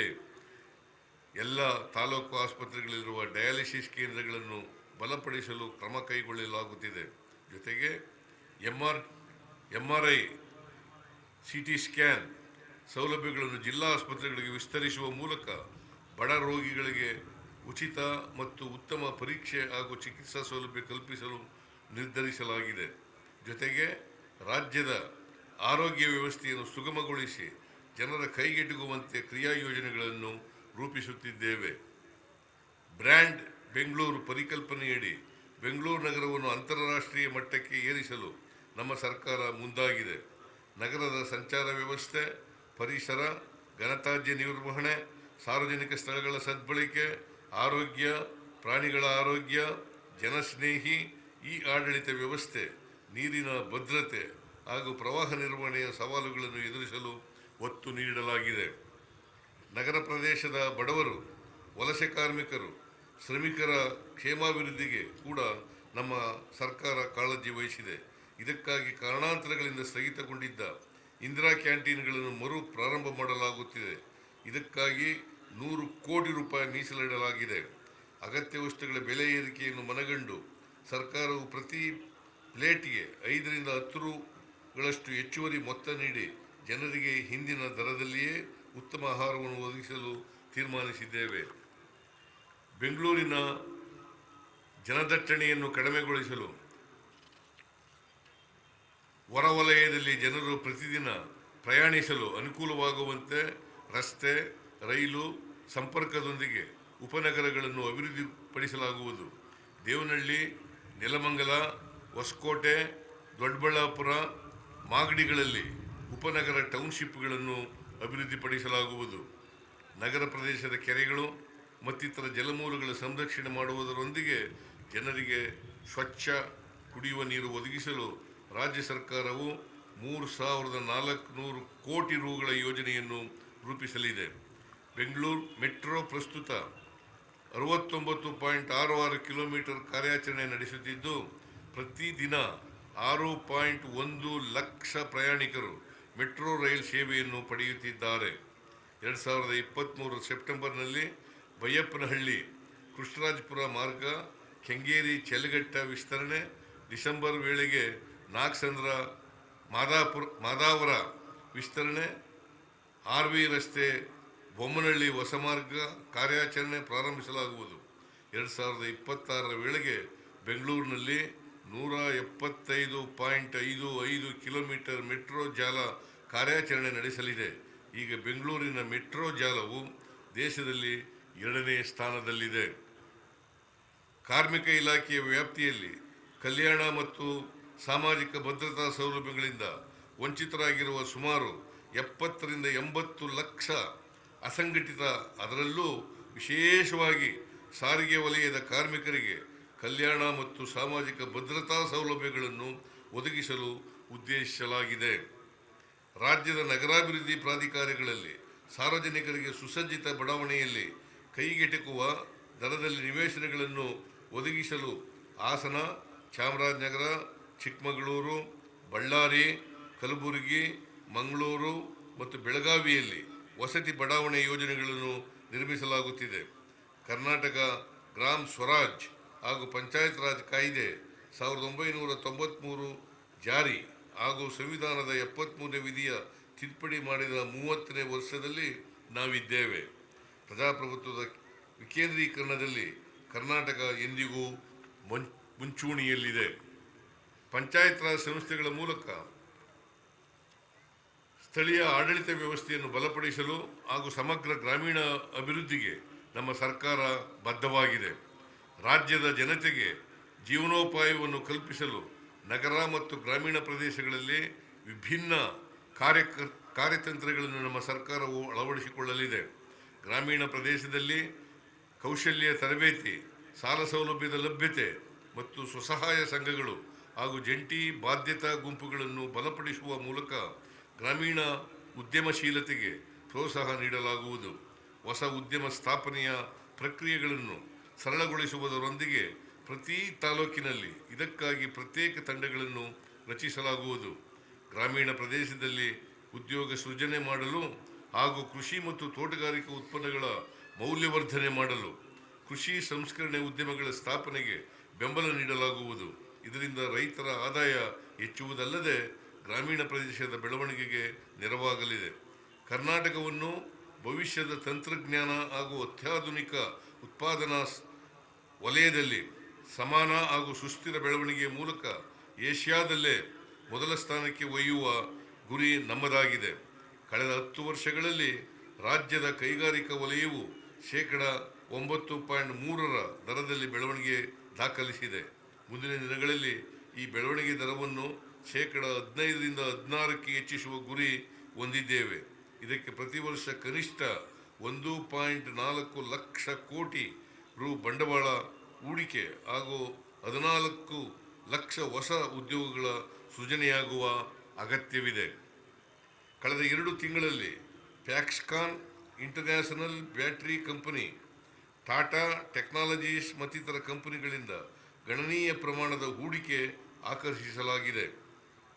ಹೂಡಿಕೆ ಆಕರ್ಷಣೆಯಲ್ಲಿ ಮುನ್ನಡೆ ಸಾಧಿಸುವ ನಿಟ್ಟಿನಲ್ಲಿ ಏರೋಸ್ಪೇಸ್ ಮತ್ತು ರಕ್ಷಣೆ, ಆಟೋಮೊಬೈಲ್, ವಿದ್ಯುತ್ ವಾಹನಗಳು, ಎಲೆಕ್ಟ್ರಾನಿಕ್ ಮತ್ತು ಉತ್ಪಾದನಾ ವಲಯ, ಸ್ಟಾರ್ಟ್ಅಪ್ಗಳು, ವಿವಿಧ ಸಂಘಟನೆಗಳ ಮೂಲಕ ಸೌಕರ್ಯ ಅಭಿವೃದ್ಧಿ ವಲಯದ ಸಂಸ್ಥೆಗಳೊಂದಿಗೆ ನಿರಂತರ ಸಂವಾದ ನಡೆಸುತ್ತಿದ್ದೇವೆ. GDP ವೇಗವರ್ಧನೆಗೆ ಸಂಬಂಧಿಸಿದಂತೆ ಏರೋಸ್ಪೇಸ್ ಮತ್ತು ಡಿಫೆನ್ಸ್, ಎಲೆಕ್ಟ್ರಾನಿಕ್ ಬಿಡಿಭಾಗಗಳು, ಕೋರ್ ಕೈಗಾರಿಕೆಗಳು ಮತ್ತು ವೇರ್ ಹೌಸಿಂಗ್ ಮತ್ತು ಲಾಜಿಸ್ಟಿಕ್ ವಲಯಗಳಿಗೆ ಹೆಚ್ಚಿನ ಆದ್ಯತೆ ನೀಡಲಾಗುವುದು. ನಾವೀನ್ಯತೆಯಲ್ಲಿ ಇದೀಗ ಬೆಳಕು ಕಾಣುತ್ತಿರುವ future mobility, green hydrogen, drones, industrial robots, semi conductors ಉತ್ಪಾದನೆ ಮತ್ತು ಸ್ಪೇಸ್ ಟೆಕ್ ಮೊದಲಾದ ಉದ್ಯಮಗಳಿಗೆ ಆದ್ಯತೆ ನೀಡಲಾಗುವುದು. ಈ ವಲಯಗಳ ಉತ್ತೇಜನದ ಉಪಕ್ರಮಗಳಿಗೆ ಬೆಂಬಲವಾಗಿ ಕೈಗಾರಿಕಾ ನೀತಿಯನ್ನು ಇನ್ನಷ್ಟು ಪ್ರಗತಿಪರವಾಗಿ ರೂಪಿಸಿ ಪುನರ್ರಚಿಸುವುದು. ವಿಶ್ವದರ್ಜೆಯ ಕೈಗಾರಿಕಾ ಮೂಲಸೌಕರ್ಯ, ಡಿಜಿಟಲ್ ಸೇವಾ ಪೂರೈಕೆ, ಅತ್ಯುತ್ತಮ ಹೂಡಿಕೆ ಉತ್ತೇಜನ ಸಂಸ್ಥೆ ಕರ್ನಾಟಕದಲ್ಲಿ ಭವಿಷ್ಯದ ಉದ್ಯಮಕ್ಕೆ ಸಿದ್ಧವಿರುವ ಪ್ರತಿಭೆಗಳ ಲಭ್ಯತೆ ಮತ್ತು ವಿವಿಧ ಸಂಸ್ಥೆಗಳೊಂದಿಗೆ ಸಹಯೋಗ ಮತ್ತು ಮುಂಗಾಣಿಕೆಯುಳ್ಳ ನೀತಿಗಳನ್ನು ಅನುಷ್ಠಾನಗೊಳಿಸಲಾಗುವುದು. ಬೆಂಗಳೂರಿನಿಂದ ಹೊರಗೆ ಹೆಚ್ಚು ಉದ್ಯೋಗಾವಕಾಶ ಸೃಜಿಸುವ ಮೂಲಕ ಅಭಿವೃದ್ಧಿಗೆ ಉತ್ತೇಜನ ನೀಡಲು ಮತ್ತು ಸುಸ್ಥಿರ ಬದುಕು ರೂಪಿಸಲು ಸರ್ಕಾರವು ಮಿಲಿಯನ್ ಪ್ಲಸ್ ನಗರಗಳೆಂದು ಗುರುತಿಸಲಾದ ಮೈಸೂರು, ಮಂಗಳೂರು, ಹುಬ್ಳಿ ಧಾರವಾಡ, ಬೆಳಗಾವಿ, ಕಲಬುರಗಿ ಮತ್ತು ಬಳ್ಳಾರಿ ನಗರಗಳ ಉಪನಗರಗಳಾಗಿ ಕೈಗಾರಿಕಾ ಟೌನ್ಶಿಪ್ಗಳನ್ನು ಅಭಿವೃದ್ಧಿಪಡಿಸಲಿದೆ. ಕೈಗಾರಿಕೆಗಳ ಸ್ಥಾಪನೆಯನ್ನು ಕೇಂದ್ರವಾಗಿಸಿಕೊಂಡ ಈ ಉಪನಗರಗಳು ಸುಸ್ಥಿರತೆಯನ್ನು ಹೊಂದಿದ್ದು, ನಾಗರಿಕ ಸೌಲಭ್ಯಗಳು, ಶಾಲಾ ಆರೋಗ್ಯ ಸೇವಾ ಸೌಲಭ್ಯಗಳನ್ನು ಸ್ಥಳೀಯವಾಗಿಯೇ ಒದಗಿಸಲಾಗುವುದು. ರಸ್ತೆ, ವಿಮಾನ ನಿಲ್ದಾಣ ಹಾಗೂ ಬಂದರುಗಳ ಅಭಿವೃದ್ಧಿಗೂ ಆಯವ್ಯಯದಲ್ಲಿ ಪ್ರಾಮುಖ್ಯತೆ ನೀಡಲಾಗಿದೆ. ರಾಜ್ಯದಲ್ಲಿ ಬಹಳ ವರ್ಷಗಳಿಂದ ನೆನೆಗುದಿಗೆ ಬಿದ್ದಿರುವ ರೈಲ್ವೆ ಯೋಜನೆಗಳು ಹಾಗೂ ಪ್ರಗತಿಯಲ್ಲಿರುವ ವಿಮಾನ ನಿಲ್ದಾಣ ಕಾಮಗಾರಿಗಳನ್ನು ಆದ್ಯತೆಯ ಮೇರೆಗೆ ಪೂರ್ಣಗೊಳಿಸಲು ಕ್ರಮ ಕೈಗೊಳ್ಳಲಾಗುವುದು. ರಾಜ್ಯದಲ್ಲಿ ಕೈಗಾರಿಕಾ ಪ್ರದೇಶಗಳನ್ನು ಸಂಪರ್ಕಿಸುವ ರಸ್ತೆಗಳು, ಅಂತಾರಾಜ್ಯ ಸಂಪರ್ಕ ಕಲ್ಪಿಸುವ ರಸ್ತೆಗಳು ಮತ್ತು ಪ್ರವಾಸಿ ತಾಣಗಳ ರಸ್ತೆಗಳನ್ನು ಗುರುತಿಸಿ ಖಾಸಗಿ ಸಾರ್ವಜನಿಕ ಸಹಭಾಗಿತ್ವದಲ್ಲಿ ಹೈಬ್ರಿಡ್ ಆನ್ಯುಯಿಟಿ ಮಾಡೆಲ್ನಲ್ಲಿ ಹಂತ ಹಂತವಾಗಿ ಅಭಿವೃದ್ಧಿಪಡಿಸಲಾಗುವುದು. ಹುಮನಾಬಾದ್ ಕಲಬುರಗಿ ಮತ್ತು ಚಳ್ಳಕೆರೆ ರಾಷ್ಟ್ರೀಯ ಹೆದ್ದಾರಿ ನಡುವೆ ಖಾಸಗಿ ಸಾರ್ವಜನಿಕ ಸಹಭಾಗಿತ್ವದಲ್ಲಿ ಎಕ್ಸ್ಪ್ರೆಸ್ ವೇ ನಿರ್ಮಿಸುವ ಮೂಲಕ ಕಲ್ಯಾಣ ಕರ್ನಾಟಕ ಮತ್ತು ಬೆಂಗಳೂರು ನಡುವಣ ರಸ್ತೆ ಸಂಪರ್ಕ ಇನ್ನಷ್ಟು ಉತ್ತಮಪಡಿಸಲಾಗುವುದು. ನೀರಾವರಿ ಕ್ಷೇತ್ರದಲ್ಲಿ ರಾಜ್ಯಕ್ಕೆ ಮಾನ್ಯ ಸರ್ವೋಚ್ಚ ನ್ಯಾಯಾಲಯವು ಹಂಚಿಕೆ ಮಾಡಿರುವ ಪ್ರತಿ ಹನಿ ನೀರನ್ನು ಬಳಸಿಕೊಳ್ಳಲು ನಾವು ತಯಾರಿದ್ದೇವೆ. ಇದಕ್ಕೆ ಅಗತ್ಯವಿರುವ ಸಂಪನ್ಮೂಲ ಕ್ರೋಢೀಕರಿಸಿ ವಿನಿಯೋಗಿಸುತ್ತೇವೆ. ನಮ್ಮ ಸರ್ಕಾರವು ಪ್ರಾದೇಶಿಕ ಅಸಮಾನತೆ ನಿವಾರಿಸಿ ಕಲ್ಯಾಣ ಕರ್ನಾಟಕ, ಕಿತ್ತೂರು ಕರ್ನಾಟಕ, ಕರಾವಳಿ ಕರ್ನಾಟಕ ಸೇರಿದಂತೆ ಸಮಗ್ರ ಕರ್ನಾಟಕದ ಅಭಿವೃದ್ಧಿಗೆ ಬದ್ಧವಾಗಿದೆ. ಪ್ರವಾಸೋದ್ಯಮ ಕೂಡ ಆರ್ಥಿಕತೆ ಅಭಿವೃದ್ಧಿಗೆ ಹಾಗೂ ಉದ್ಯೋಗ ಸೃಜನೆಗೆ ಮಹತ್ತರ ಕೊಡುಗೆ ನೀಡುತ್ತದೆ. ಈ ಹಿನ್ನೆಲೆಯಲ್ಲಿ ನಾಡಿನ ಪ್ರವಾಸಿ ತಾಣಗಳ ಮೂಲಸೌಕರ್ಯ ಅಭಿವೃದ್ಧಿಯನ್ನು ಕೈಗೊಳ್ಳಲು ಒತ್ತು ನೀಡಲಾಗುವುದು. ಆಯವ್ಯಯದಲ್ಲಿ ಘೋಷಿಸಿದಂತೆ ಕೃಷಿಯೇತರ ಉದ್ದೇಶಕ್ಕೆ ಜಮೀನಿನ ಬಳಕೆಗೆ ಸ್ವಯಂ ಘೋಷಣೆಯ ಮೂಲಕ ಭೂ ಪರಿವರ್ತನೆ ಮಾಡಲು ಅನುಕೂಲವಾಗುವಂತೆ ಕರ್ನಾಟಕ ಭೂ ಕಂದಾಯ ಕಾಯ್ದೆಯ ಸೆಕ್ಷನ್ 95ಕ್ಕೆ ತಿದ್ದುಪಡಿ ತಂದು ಪ್ರಕ್ರಿಯೆಗಳನ್ನು ಸರಳೀಕರಣ ಮಾಡಲಾಗುತ್ತಿದೆ. ರಾಜ್ಯದಲ್ಲಿ ಕಾನೂನು ಮತ್ತು ಸುವ್ಯವಸ್ಥೆ ಕಾಪಾಡುವುದು ನಮ್ಮ ಮೊದಲ ಆದ್ಯತೆಯಾಗಿದೆ. ಸಾಮಾಜಿಕ ಜಾಲತಾಣದಲ್ಲಿ ಸುಳ್ಳು ಸುದ್ದಿ ಹರಡುವ, ಸಾಮರಸ್ಯ ಕದಡುವ ಯತ್ನ ಮತ್ತು ಮತೀಯ ಗೂಂಡಾಗಿರಿ ಅಥವಾ ನೈತಿಕ ಪೊಲೀಸ್ಗಿರಿ ಹೆಸರಿನಲ್ಲಿ ನಡೆಯುವ ಅನೈತಿಕ ದಬ್ಬಾಳಿಕೆಯನ್ನು ನಮ್ಮ ಸರ್ಕಾರ ಖಂಡಿತ ಸಹಿಸುವುದಿಲ್ಲ. ಸರ್ಕಾರದ ಪ್ರಧಾನ ಧ್ಯೇಯ ಸರ್ವ ಜನಾಂಗದ ಶಾಂತಿಯ ತೋಟ ಎಂಬ ಕುವೆಂಪು ಅವರ ಆಶಯವನ್ನು ಈಡೇರಿಸುವುದೇ ಆಗಿದೆ. ನಾಡ ಜನರು, ವಿಶೇಷವಾಗಿ ಯುವಜನರು ಇಂತಹ ವಿಚ್ಛಿದ್ರಕಾರಿ ಶಕ್ತಿಗಳ ಪ್ರಚೋದನೆಗೆ ಒಳಗಾಗದೆ ಸಾಮರಸ್ಯ ಸಹಬಾಳ್ವೆಯ ಮಹತ್ವವನ್ನು ಎತ್ತಿ ಹಿಡಿಯಬೇಕೆಂದು ಮನವಿ ಮಾಡುತ್ತೇನೆ. ನಮ್ಮ ಸರ್ಕಾರವು ಯುವಶಕ್ತಿಯನ್ನು ರಾಜ್ಯದ ಸಂಪತ್ತು ಎಂದು ಭಾವಿಸಿದೆ. ನಿರುದ್ಯೋಗ ನಿವಾರಣೆಗೆ ನಾವು ಸ್ಪಷ್ಟ ಯೋಜನೆಗಳನ್ನು ರೂಪಿಸಿ ಅನುಷ್ಠಾನ ಮಾಡುತ್ತೇವೆ. ಇದರ ಜೊತೆಗೆ ರಾಜ್ಯ ಸರ್ಕಾರವು ಡ್ರಗ್ಸ್ ಪಿಡುಗನ್ನು ನಿಯಂತ್ರಿಸಿ ತಪ್ಪಿತಸ್ಥರಿಗೆ ಕಠಿಣ ಶಿಕ್ಷೆ ವಿಧಿಸಲು ಈಗಾಗಲೇ ಕ್ರಮ ಕೈಗೊಂಡಿದೆ. ಜೊತೆಗೆ ಡ್ರಗ್ಸ್ ಎಂಬ ಮಹಾಮಾರಿಯ ವಿರುದ್ಧ ಜನಜಾಗೃತಿಯನ್ನು ಹಾಗೂ ಯುವಜನರೊಂದಿಗೆ ಸಂವಾದಗಳನ್ನು ನಾವು ಏರ್ಪಡಿಸುತ್ತೇವೆ. ಭ್ರಷ್ಟಾಚಾರವನ್ನು ನಿರ್ಮೂಲನೆ ಮಾಡಬೇಕೆಂಬ ಉದ್ದೇಶದಿಂದ ದಿವಂಗತ ರಾಜೀವ್ ಗಾಂಧಿಯವರು ಸಂವಹನ ಕ್ಷೇತ್ರದಲ್ಲಿ ಕ್ರಾಂತಿಯನ್ನೇ ಸೃಷ್ಟಿಸಿದರು. ತಂತ್ರಜ್ಞಾನದ ಅಸೀಮ ಸಾಧ್ಯತೆಗಳನ್ನು ಬಳಸಿಕೊಳ್ಳುವ ನಿಟ್ಟಿನಲ್ಲಿ ಆಡಳಿತ ನಡೆಸಿದ್ದು ಮನಮೋಹನ್ ಸಿಂಗ್ರವರ ನೇತೃತ್ವದ UPA ಸರ್ಕಾರ ಆಧಾರ್ ವ್ಯವಸ್ಥೆಯನ್ನು ಜಾರಿಗೆ ತಂದಿತ್ತು. ಆಧಾರ್ ಬಂದ ನಂತರ ಫಲಾನುಭವಿಗಳಿಗೆ ಸವಲತ್ತನ್ನು ನೇರವಾಗಿ ನೀಡುವ ವ್ಯವಸ್ಥೆಯನ್ನು ಜಾರಿಗೊಳಿಸಲಾಯಿತು. ಈಗ ನಾವು ನಮ್ಮ ಗ್ಯಾರಂಟಿ ಯೋಜನೆಗಳನ್ನು ಜಾರಿಗೊಳಿಸಲು ಇದೇ ವ್ಯವಸ್ಥೆಯನ್ನೇ ಬಳಸುತ್ತಿದ್ದೇವೆ. ವರ್ಷಕ್ಕೆ 50,000 ಕೋಟಿಗೂ ಹೆಚ್ಚಿನ ಮೊತ್ತವನ್ನು ಯಾವುದೇ ಮಧ್ಯವರ್ತಿಗಳ ಹಾವಳಿ ಇಲ್ಲದೆ, ನಯಾ ಪೈಸೆಯಷ್ಟು ಭ್ರಷ್ಟಾಚಾರದ ಸೋಂಕು ಇಲ್ಲದೆ ನೇರವಾಗಿ ಜನರಿಗೆ ತಲುಪಿಸುವ ಕೆಲಸ ಮಾಡುತ್ತಿದ್ದೇವೆ. ಭ್ರಷ್ಟಾಚಾರವು ಸಾಂಸ್ಥೀಕರಣಗೊಳ್ಳುವ ಮಟ್ಟಿಗೆ ಬೆಳೆದಿದೆ. ಇದನ್ನು ಹಂತ ಹಂತವಾಗಿ ನಿವಾರಿಸುವ ಕೆಲಸ ಮಾಡಲು ಪಣ ತೊಟ್ಟಿದ್ದೇವೆ. ಈಗಾಗಲೇ ಸರ್ಕಾರವು ಭ್ರಷ್ಟಾಚಾರವನ್ನು ನಿವಾರಿಸಲು ಅಗತ್ಯವಿರುವ ಉಪಕ್ರಮಗಳನ್ನು ಕೈಗೊಳ್ಳುತ್ತಿದೆ. ಈ ಹಿಂದೆ ನಡೆದಿರುವ ಅವ್ಯವಹಾರಗಳ ಕುರಿತು ತನಿಖೆ ನಡೆಸಲು ಆದೇಶಗಳನ್ನು ಹೊರಡಿಸಿದೆ. ತಪ್ಪಿತಸ್ಥರ ವಿರುದ್ಧ ಅಗತ್ಯವಿರುವ ಎಲ್ಲ ಕ್ರಮಗಳನ್ನು ಕೈಗೊಳ್ಳಲು ಸರ್ಕಾರ ದೃಢ ನಿಲುವು ತಾಳಿದೆ. ಇಂದು ನಾವು ವಿಲಕ್ಷಣವಾದ ಕಾಲಘಟ್ಟದಲ್ಲಿ ಬದುಕುತ್ತಿದ್ದೇವೆ. ಒಂದೆಡೆ ವಿಜ್ಞಾನ ಮತ್ತು ತಂತ್ರಜ್ಞಾನಗಳು ಮನುಷ್ಯನ ಬದುಕನ್ನು ಹಸನುಗೊಳಿಸುವ ಹೊಸ ಅವಕಾಶಗಳನ್ನು ಮತ್ತು ಸಾಧ್ಯತೆಗಳನ್ನು ತೆರೆಯುತ್ತಿವೆ. ಸಂವಹನ ತಂತ್ರಜ್ಞಾನವು ಜಗತ್ತನ್ನು ಪ್ರತಿದಿನವೂ ಕಿರಿದಾಗಿಸುತ್ತಿದೆ. ಆದರೆ ಇದರಿಂದ ಮನುಷ್ಯನ ಸ್ವಾರ್ಥ ಮತ್ತು ಕ್ರೌರ್ಯಗಳು ತೀವ್ರಗೊಳ್ಳುತ್ತಿವೆ. ಆಧುನಿಕ ತಂತ್ರಜ್ಞಾನವಾದ ಕೃತಕ ಬುದ್ಧಿಮತ್ತೆಯು ಮನುಷ್ಯರ ಘನತೆಯನ್ನು ಕುಗ್ಗಿಸದಂತೆ, ಅವರ ಉದ್ಯೋಗಾವಕಾಶಗಳನ್ನು ಕಿತ್ತುಕೊಳ್ಳದಂತೆ ಅನಿವಾರ್ಯತೆ ಇದೆ. ಇದಕ್ಕಾಗಿ ನಾವು ಕಾರ್ಯಯೋಜನೆಯನ್ನು ರೂಪಿಸುತ್ತಿದ್ದೇವೆ. ಕಳೆದ ಕೆಲವು ವರ್ಷಗಳಿಂದೀಚೆಗೆ ದೇಶವು ವಿಪರೀತ ಆತಂಕಿತಗೊಂಡಿದೆ. ಸಮಾಜಗಳಲ್ಲಿ ವಿನಾಕಾರಣ ದ್ವೇಷ, ಹಿಂಸೆ, ಗುಮಾನಿ, ಶತ್ರುತ್ವ ಭಾವ, ಅಸಹನೆಗಳು ಬೆಳೆಯುತ್ತಿವೆ. ಕೆಟ್ಟದ್ದನ್ನು ಉತ್ಪಾದಿಸಿ ಅದಕ್ಕೆ ಎಲ್ಲರ ಒಪ್ಪಿಗೆ ಇದೆ ಎಂಬ ಭಾವನೆಯನ್ನು ಸೃಷ್ಟಿಸಲು ಸಮಾಜದ ಕೆಲವು ವರ್ಗಗಳು ನಿರಂತರವಾಗಿ ಪ್ರಯತ್ನಿಸುತ್ತಿವೆ. ಈ ರೀತಿಯ ನಕಾರಾತ್ಮಕ ಧೋರಣೆಯನ್ನು ನಾವು ಹಿಮ್ಮೆಟ್ಟಿಸಲೇಬೇಕು. ಶಾಂತಿ ಸುವ್ಯವಸ್ಥೆಗಳಿದ್ದರೆ ಸಮಾಜವು ಅಭಿವೃದ್ಧಿಯತ್ತ ಸಾಗುತ್ತದೆ. ಹಿಂಸೆ ಗೊಂದಲಗಳು ಇರುವ ಸಮಾಜಗಳು ಕಾನೂನು ಸುವ್ಯವಸ್ಥೆ ಕುಸಿದು ಬಿದ್ದ ವ್ಯವಸ್ಥೆಗಳಲ್ಲಿ ಬಡತನ ಹೆಚ್ಚುತ್ತವೆ. ಪ್ರತಿ ವರ್ಷ ಲಕ್ಷಾಂತರ ಪ್ರತಿಭಾವಂತರು ನಮ್ಮ ಹೆಮ್ಮೆಯ ದೇಶದ ನಾಗರಿಕತ್ವವನ್ನು ತೊರೆದು ಹೋಗುತ್ತಿದ್ದಾರೆ. ನಮ್ಮ ವಿಶ್ವವಿದ್ಯಾನಿಲಯಗಳು ಅಪ್ರತಿಮ ಪ್ರತಿಭಾವಂತರನ್ನು ವೈಜ್ಞಾನಿಕ ವೈಚಾರಿಕ ಸ್ಫೂರ್ತಿಯುಳ್ಳ ಜ್ಞಾನಿಗಳನ್ನು ಸೃಷ್ಟಿಸಬೇಕಾದಂಥ ಅನಿವಾರ್ಯತೆ ಇದೆ.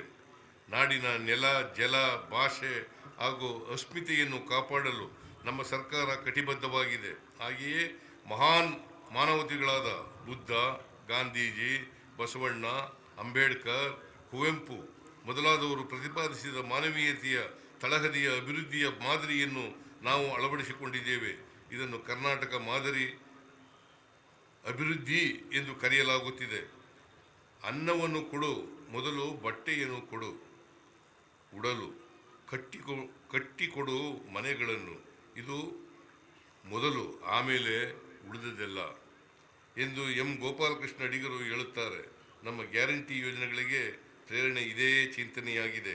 ಆಧುನಿಕ ಭಾರತದ ನಿರ್ಮಾತೃ, ಭಾರತದ ಮೊದಲ ಪ್ರಧಾನಿ ಜವಾಹರ್ಲಾಲ್ ನೆಹರು ಅವರು ಸ್ವಾತಂತ್ರ್ಯದ ಮುನ್ನಾ ದಿನ ಆಗಸ್ಟ್ 14, 1947 ಮಾಡಿರುವ ಅತ್ಯಂತ ಜನಪ್ರಿಯ ಭಾಷಣ ಟ್ರಿಸ್ಟ್ ವಿತ್ ಡೆಸ್ಟಿನಿ ಎಂದೇ ಹೆಸರಾಗಿದೆ. ಇದರಲ್ಲಿ ನೆಹರು ಅವರು ಭವಿಷ್ಯ ಸುಲಭವಲ್ಲ ಅಥವಾ ನಿರಾಳವೂ ಅಲ್ಲ, ಬದಲಿಗೆ ನಾವು ಈವರೆಗೆ ಕೈಗೊಂಡಿರುವ ಹಾಗೂ ಇಂದು ಕೈಗೊಳ್ಳುವ ಪ್ರತಿಜ್ಞೆಗಳನ್ನು ಈಡೇರಿಸುವ ನಿರಂತರ ಪ್ರಯತ್ನಗಳನ್ನು ಒಳಗೊಳ್ಳುವುದು.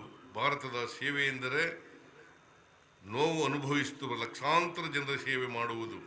ಬಡತನ, ಮೂಢನಂಬಿಕೆ, ರೋಗ ರುಜಿನಗಳು ಹಾಗೂ ಅವಕಾಶಗಳಲ್ಲಿನ ಅಸಮಾನತೆಯನ್ನು ನಿವಾರಿಸುವುದು ಎಂದಿದ್ದಾರೆ. ನಾವು ನೆಹರು ಅವರ ಆಶಯಗಳನ್ನು ಈಡೇರಿಸಲು ಪ್ರಾಮಾಣಿಕ ಪ್ರಯತ್ನ ಮಾಡುತ್ತಿದ್ದೇವೆ. ದೇಶದಲ್ಲಿ ಅತಿ ಹೆಚ್ಚು ತೆರಿಗೆ ಪಾವತಿಸುವ ರಾಜ್ಯಗಳಲ್ಲಿ ಕರ್ನಾಟಕ 2ನೇ ಸ್ಥಾನದಲ್ಲಿದೆ. ಸುಮಾರು 4 ಲಕ್ಷ ಕೋಟಿಗೂ ಹೆಚ್ಚಿನ ತೆರಿಗೆ, ಸುಂಕ, ಮೇಲ್ತೆರಿಗೆಗಳನ್ನು ಕೇಂದ್ರಕ್ಕೆ ಪಾವತಿಸುತ್ತಿದೆ. ಆದರೆ ನಮಗೆ ವಾಪಸ್ ಬರುತ್ತಿರುವುದು 50,000 ಕೋಟಿ ರು ಮಾತ್ರ. ನಮಗೆ ನ್ಯಾಯಯುತವಾಗಿ ಬರಬೇಕಾದಷ್ಟು ಸಂಪನ್ಮೂಲಗಳು ಕೇಂದ್ರದಿಂದ ಮರಳಿ ಬಂದರೆ ರಾಜ್ಯವು ಅತ್ಯಂತ ಶ್ರೀಮಂತ ರಾಜ್ಯವಾಗುವುದು. ಇಷ್ಟರ ನಡುವೆಯೂ ನಾವು ಆರ್ಥಿಕ ಶಿಸ್ತನ್ನು ಸರಿಯಾಗಿ ಪಾಲಿಸುತ್ತಿದ್ದೇವೆ. ರಾಜ್ಯದ ಸಮಗ್ರ ಅಭಿವೃದ್ಧಿಗೆ ಬದ್ಧರಾಗಿದ್ದೇವೆ. ನೈಜ ದೇಶಪ್ರೇಮಿಗಳಿಗೆ ಇದು ಅರ್ಥವಾಗುತ್ತದೆ. ಕರ್ನಾಟಕದ ಜನರು ಒಡೆದಾಳುವವರ ವಿರುದ್ಧ ನಿಂತಿದ್ದಾರೆ. ಇವ ನಾರವನೆನ್ನದೆ ಒಳಗೊಂಡು ಆಡಳಿತ ಮಾಡುವ ನಮ್ಮನ್ನು ಆರಿಸಿದ್ದಾರೆ. ಈ ಸ್ವಾತಂತ್ರ್ಯ ದಿನದಂದು ನಾನು ನೀಡುವ ಭರವಸೆಯಲ್ಲಿ ಬಹಳ ಮುಖ್ಯವಾದುದು ಈ ಒಳಗೊಂಡು ಬಾಳುವ ಎಲ್ಲರ ಅಭಿವೃದ್ಧಿಯನ್ನು ಬಯಸುವ ಕರ್ನಾಟಕ ಹೊಸ ಮಾದರಿಗಳನ್ನು ಪ್ರಬಲಗೊಳಿಸುವ ಭರವಸೆಯೇ ಆಗಿದೆ. ಪಂಡಿತ್ ನೆಹರು ಅವರು ಹೇಳಿದಂತೆ ಎಲ್ಲರೂ ಒಟ್ಟುಗೂಡಿ ದುಡಿಯೋಣ, ರಾಜ್ಯದ ಅಭಿವೃದ್ಧಿಯ ಹೊಸ ಮನ್ವಂತರವನ್ನು ಪ್ರಾರಂಭಿಸೋಣ. ನಮ್ಮ ನಾಡಿನಲ್ಲಿ ಶಾಂತಿ, ಸೌಹಾರ್ದ, ಸಮೃದ್ಧಿಗಳು ನೆಲೆಸಲಿ. ಬಲಿಷ್ಠವಾಗಿ ನಿಂತಿರುವ ನಮ್ಮ ದೇಶದ ಸೈನ್ಯ, ದೇಶದ ಸಂಪತ್ತನ್ನು ಹೆಚ್ಚಿಸುತ್ತಿರುವ ಯುವಜನತೆ ಮತ್ತು ದೇಶವು ಹಸಿವಿನಿಂದ ಕಂಗೆಡದಂತೆ ನಿರಂತರ ಅನ್ನ ಉತ್ಪಾದಿಸುತ್ತಿರುವ ಅನ್ನಬ್ರಹ್ಮನೆಂದು ಕರೆಯಲಾಗುವ ರೈತರನ್ನು ಸ್ಮರಿಸೋಣ. ಕಾರ್ಮಿಕರು, ವಿಜ್ಞಾನಿಗಳು, ತಂತ್ರಜ್ಞಾನಿಗಳು ಮುಂತಾದವರನ್ನು ಉರಿದುಂಬಿಸೋಣ. ಶ್ರದ್ಧೆಯಿಂದ ದುಡಿದು ಸುಭದ್ರ ಬದುಕನ್ನು ಕಟ್ಟಿಕೊಳ್ಳುವ ಮೂಲಕ ಸುಭದ್ರ ಕರ್ನಾಟಕ ಹಾಗೂ ಸುಭದ್ರ ಭಾರತವನ್ನು ನಿರ್ಮಿಸೋಣ. ಇದು ಎಲ್ಲರ ಭಾರತ. ವೈವಿಧ್ಯತೆಯಲ್ಲಿ ಏಕತೆ ಎಂಬುದು ನಮ್ಮ ಮೂಲ ಮಂತ್ರ. ಇದನ್ನು ಪ್ರತಿ ಕ್ಷಣವೂ ನೆನಪಿಸಿಕೊಳ್ಳೋಣ. ಅಂತಿಮವಾಗಿ ಮನುಷ್ಯ ಜಾತಿ ತಾನೊಂದೇ ಒಲಂ ಎಂಬ ಪಂಪನ ಮಾತುಗಳು ಸಮಸ್ತ ಜನಕೋಟಿಯ ಘೋಷವಾಕ್ಯವಾಗಲಿ ಎಂದು ಈ ಸಂದರ್ಭದಲ್ಲಿ ಆಶಿಸುತ್ತೇನೆ. ಎಲ್ಲರಿಗೂ ಒಳ್ಳೆಯದಾಗಲಿ. ಜೈ ಹಿಂದ್, ಜೈ ಕರ್ನಾಟಕ.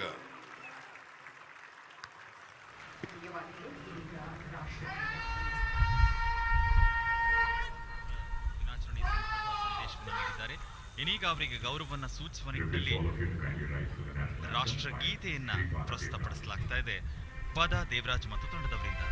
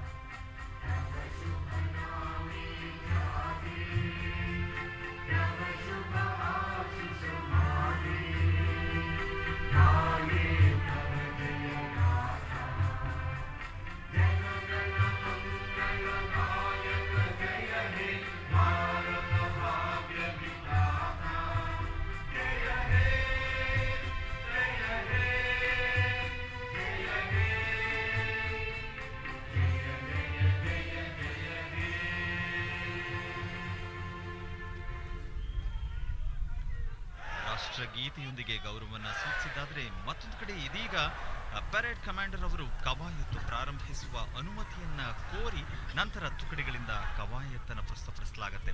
ವಿಶೇಷವಾಗಿ ಕಮಾಂಡರ್ ನಾಗೇಂದ್ರ ಪ್ರಸಾದ್ ಎನ್ಎಲ್ ಅವರು 2006ರಲ್ಲಿ ಸಬ್ ಇನ್ಸ್ಪೆಕ್ಟರ್ ಆಗಿ ಅವರು ಕೆಲಸವನ್ನು ಆರಂಭ ಮಾಡ್ತಾರೆ. ಬೇಸಿಕ್ ಟ್ರೈನಿಂಗ್ನ 2006-7ರಲ್ಲಿ ಮಾಡ್ತಾರೆ. ಅದಾದಮೇಲೆ ಅವರು ಆಂಟಿ ನಕ್ಸಲ್ ಫೋರ್ಸ್ ಕಾರ್ಕಳದಲ್ಲಿ ಕೆಲಸವನ್ನು ನಿರ್ವಹಿಸ್ತಾರೆ. ಮಾನ್ಯ ಮುಖ್ಯಮಂತ್ರಿಗಳಾದಂಥ ಸಿದ್ದರಾಮಯ್ಯನವರು ಆ ಒಂದು ಅನುಮತಿಯನ್ನು ನೀಡಿ ತುಕಡಿಗಳು ತಮ್ಮ ಕವಾಯತನ ಆರಂಭ ಮಾಡೋದಕ್ಕೆ ನೀಡ್ತಾ ಇದ್ದಾರೆ. ಆ ಒಂದು ಅನುಮೋದನೆಯ ಮೇರೆಗೆ ಕಮಾಂಡರ್ ಆದಂಥ ಶ್ರೀಯುತ ನಾಗೇಂದ್ರ ಪ್ರಸಾದ್ ಎನ್ಎಲ್ ಅವರು ಆ ಒಂದು ಅನುಮತಿಯನ್ನು ಸ್ವೀಕರಿಸಿ ಇದೀಗ ಮುಂದಿನ ಕವಾಯತ್ತಿನ ಚಾಲನೆಗೆ ಅನುಮೋದನೆಯನ್ನು ಕೊಡಮಾಡುವ ನಿಟ್ಟಿನಲ್ಲಿ ಅವರು ಬಂದು ನಿಂತಿದ್ದಾರೆ.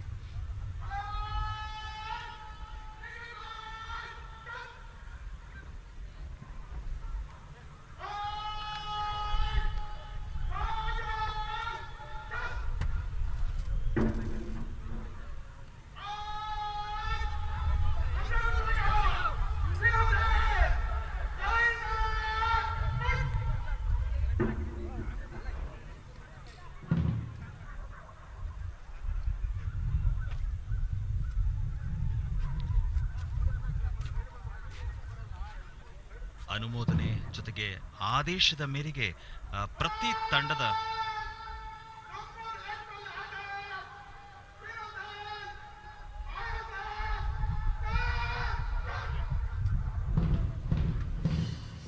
ಇದೀಗ ತಮ್ಮ ಪಥ ಸಂಚಲನವನ್ನ ಆರಂಭ ಮಾಡುವ ಅನುಮತಿಯನ್ನ ಪಡೆದು ಮಾನ್ಯ ಮುಖ್ಯಮಂತ್ರಿಯ ಮುಂಭಾಗಕ್ಕೆ ಪ್ರತಿ ತಂಡವು ಒಂದಾದ ನಂತರ ಒಂದೊಂದು ತಂಡಗಳು ತಮ್ಮ ಪಥ ಸಂಚಲನವನ್ನ ತುಕಡಿಗಳು ನೀಡಲಿದ್ದಾವೆ. ಅದಕ್ಕೆ ಇದೀಗ ಆದೇಶ ಅನುಮತಿ ಕೂಡ ಸಿಕ್ಕಿದೆ. ಇದೀಗ ನಾವು ನೋಡ್ತಾ ಇರುವಂಥದ್ದು BSF ಸೌರವ್ ಶರ್ಮಾ ಅವರ ನೇತೃತ್ವದಲ್ಲಿ ಇಡೀ ತಂಡ ತಮ್ಮ ಪಥ ಸಂಚಲನವನ್ನ ಅಂದ್ರೆ ಕವಾಯತ್ತನ್ನ ಆರಂಭ ಮಾಡಿದೆ ಈ ತುಕಡಿಗಳು.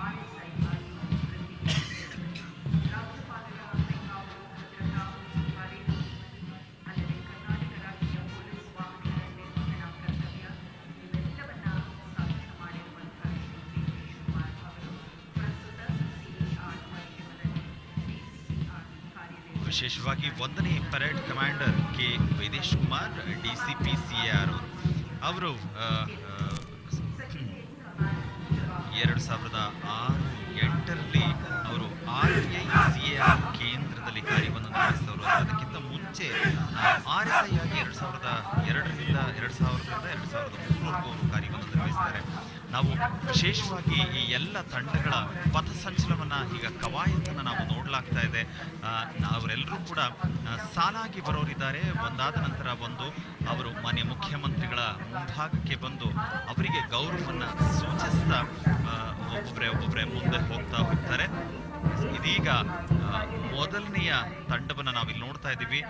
ಇಬ್ಬರು ಕಮಾಂಡರ್ಗಳ ಮುಂದಾಳತ್ವದಲ್ಲಿ ಅದು ವಿಶೇಷವಾಗಿ 1ನೇ parade commander Shri K Vedesh Kumar ಹಾಗೆ 2ನೇ ಕಮಾಂಡರ್ ಆಗಿ ಶ್ರೀಯುತ ನಾಗೇಂದ್ರ ಪ್ರಸಾದ್ ಎನ್ಎಲ್ ಅವರಿಬ್ಬರೂ ಕೂಡ ಆ ಮುಂದಾಳತ್ವವನ್ನು ವಹಿಸಿ ಮೊದಲ ತಂಡ ಇಲ್ಲಿ ಬರ್ತಾ ಇದೆ. BSF ಸೌರವ್ ಶರ್ಮಾ ಅವರ ಮುಂದಾಳತ್ವದಲ್ಲಿ ಇದೀಗ ಮಾನ್ಯ ಮುಖ್ಯಮಂತ್ರಿಗಳಿಗೆ ತಮ್ಮ ಗೌರವವನ್ನ ಸೂಚಿಸಿ ಅಲ್ಲಿಂದ ಮುಂದೆ ಸಾಗೋರಿದ್ದಾರೆ. ಮಾನ್ಯ ಮುಖ್ಯಮಂತ್ರಿಗಳು ಅವರಿಗೆ ಗೌರವವನ್ನ ಸೂಚಿಸ್ತಾ ಇದ್ದಾರೆ. ನಾವು ಕೂಡ ಗಮನಿಸ್ತಾ ಇದ್ದೀವಿ BSF ಸೌರವ್ ಶರ್ಮಾ ಅವರ ಮುಂದಾಳತ್ವದಲ್ಲಿ ಸಾಗಿ ಬರ್ತಾ ಇದೆ. ಏನು ಮುಂದಿನ ತಂಡ ಅಂತ ಹೇಳಿದ್ರೆ CRPF ಓಮನ್ ವಿಜಯ HP ಅವರ ಮುಂದಾಳತ್ವದಲ್ಲಿ ಈ ಮಹಿಳಾ ತಂಡ CRPF ವಿಜಯ HP ಅವರ ಮುಂದಾಳತ್ವದಲ್ಲಿ ಮುಂದೆ ಸಾಗಿ ಬರ್ತಾ ಇದೆ. ಮುಖ್ಯಮಂತ್ರಿಗಳಿಗೆ ಗೌರವವನ್ನ ಸೂಚಿಸ್ತಾ ಇದ್ದಾರೆ. ವಿಶೇಷವಾಗಿ ಈ ಬಾರಿ ನಮ್ಮ ಕರ್ನಾಟಕ ರಾಜ್ಯಕ್ಕೆ ಗೋವಾ ರಾಜ್ಯದ ಪೊಲೀಸ್ ಅವರು ಕೂಡ ಇಲ್ಲಿ ಆಗಮಿಸಿದ್ದಾರೆ. ದೀನ್ ದಯಾಳ್ ನಾಥ್ ರೇಡ್ಕರ್ ಅವರ ಮುಂದಾಳತ್ವದಲ್ಲಿ PSI ಅವರು ಜೊತೆಯಲ್ಲಿದ್ದಾರೆ. ಅವರ ಮುಂದಾಳತ್ವದಲ್ಲಿ ಗೋವಾ ಸ್ಟೇಟ್ ಪೊಲೀಸ್ ಈ ಗೌರವವನ್ನು ಸೂಚಿಸಿ ಮುಂದೆ ಸಾಗ್ತಾ ಇದೆ. ಇನ್ನು ನಂತರ KSRP ಮಹಿಳಾ ತಂಡ ಇಲ್ಲಿ ಮಂಜುಳಾ D ಅವರ ನೇತೃತ್ವದಲ್ಲಿ ಮುಖ್ಯಮಂತ್ರಿಗಳಿಗೆ ಗೌರವವನ್ನು ಸೂಚಿಸ್ತಾ ಇದ್ದಾರೆ. ಮುಖ್ಯಮಂತ್ರಿಗಳು ಪ್ರತಿಯೊಬ್ಬರನ್ನು ಕೂಡ ಗೌರವಿಸ್ತಾ ಇದ್ದಾರೆ. ಇವರ ನಂತರ KSRP ಅದೃಶ್ಯಪ್ಪ ಹುದಲಿ ಇವರ ಒಂದು ಮುಂದಾಳತ್ವದಲ್ಲಿ ಮಾನ್ಯ ಮುಖ್ಯಮಂತ್ರಿಗಳಿಗೆ ತಮ್ಮ ಗೌರವವನ್ನ ಸೂಚಿಸ್ತಾ ಇದ್ದಾರೆ. ವಿಶೇಷವಾಗಿ ಅವರ ನಂತರ CAR ಗೋವಿಂದಪ್ಪ ಸಿ ಅವರ ಮುಂದಾಳತ್ವದಲ್ಲಿ ತಮ್ಮ ಗೌರವವನ್ನ ಸೂಚಿಸೋದಕ್ಕೆ ಮಾನ್ಯ ಮುಖ್ಯಮಂತ್ರಿಗಳ ಸಮ್ಮುಖದಲ್ಲಿ ಆಗಮಿಸ್ತಾ ಇದ್ದಾರೆ.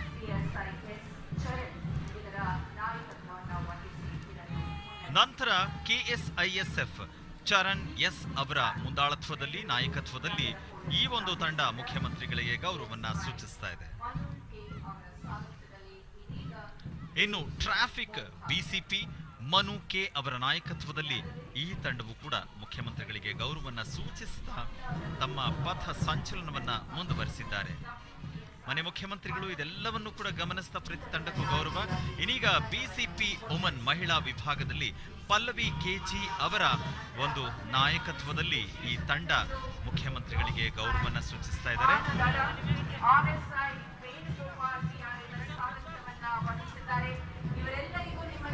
ವಿಶೇಷವಾಗಿ ಶ್ವಾನದಳ ಇದೆ, ಡಾಗ್ ಸ್ಕ್ವಾಡ್ ವೇಣುಗೋಪಾಲ್ VR ಅವರ ಒಂದು ನಾಯಕತ್ವದಲ್ಲಿ ನಾವು ಗಮನಿಸ್ತಾ ಇದ್ವಿ. ವಿಶೇಷವಾಗಿ ಅದು ಕೂಡ ನಮ್ಮ ರಕ್ಷಣೆಯ ಜವಾಬ್ದಾರಿ ವಹಿಸುವಂತ ನಿಟ್ಟಿನಲ್ಲಿ ಅದು ತಂಡ ಶ್ವಾನದಳಕ್ಕೆ ಕೂಡ ನಮ್ಮ ವಂದನೆಗಳನ್ನ ಸಲ್ಲಿಸ್ತಾ ಇದ್ದೀವಿ. ಮಾನ್ಯ ಮುಖ್ಯಮಂತ್ರಿಗಳು ಕೂಡ ಗೌರವ ಸೂಚಿಸ್ತಾ ಇದ್ದಾರೆ.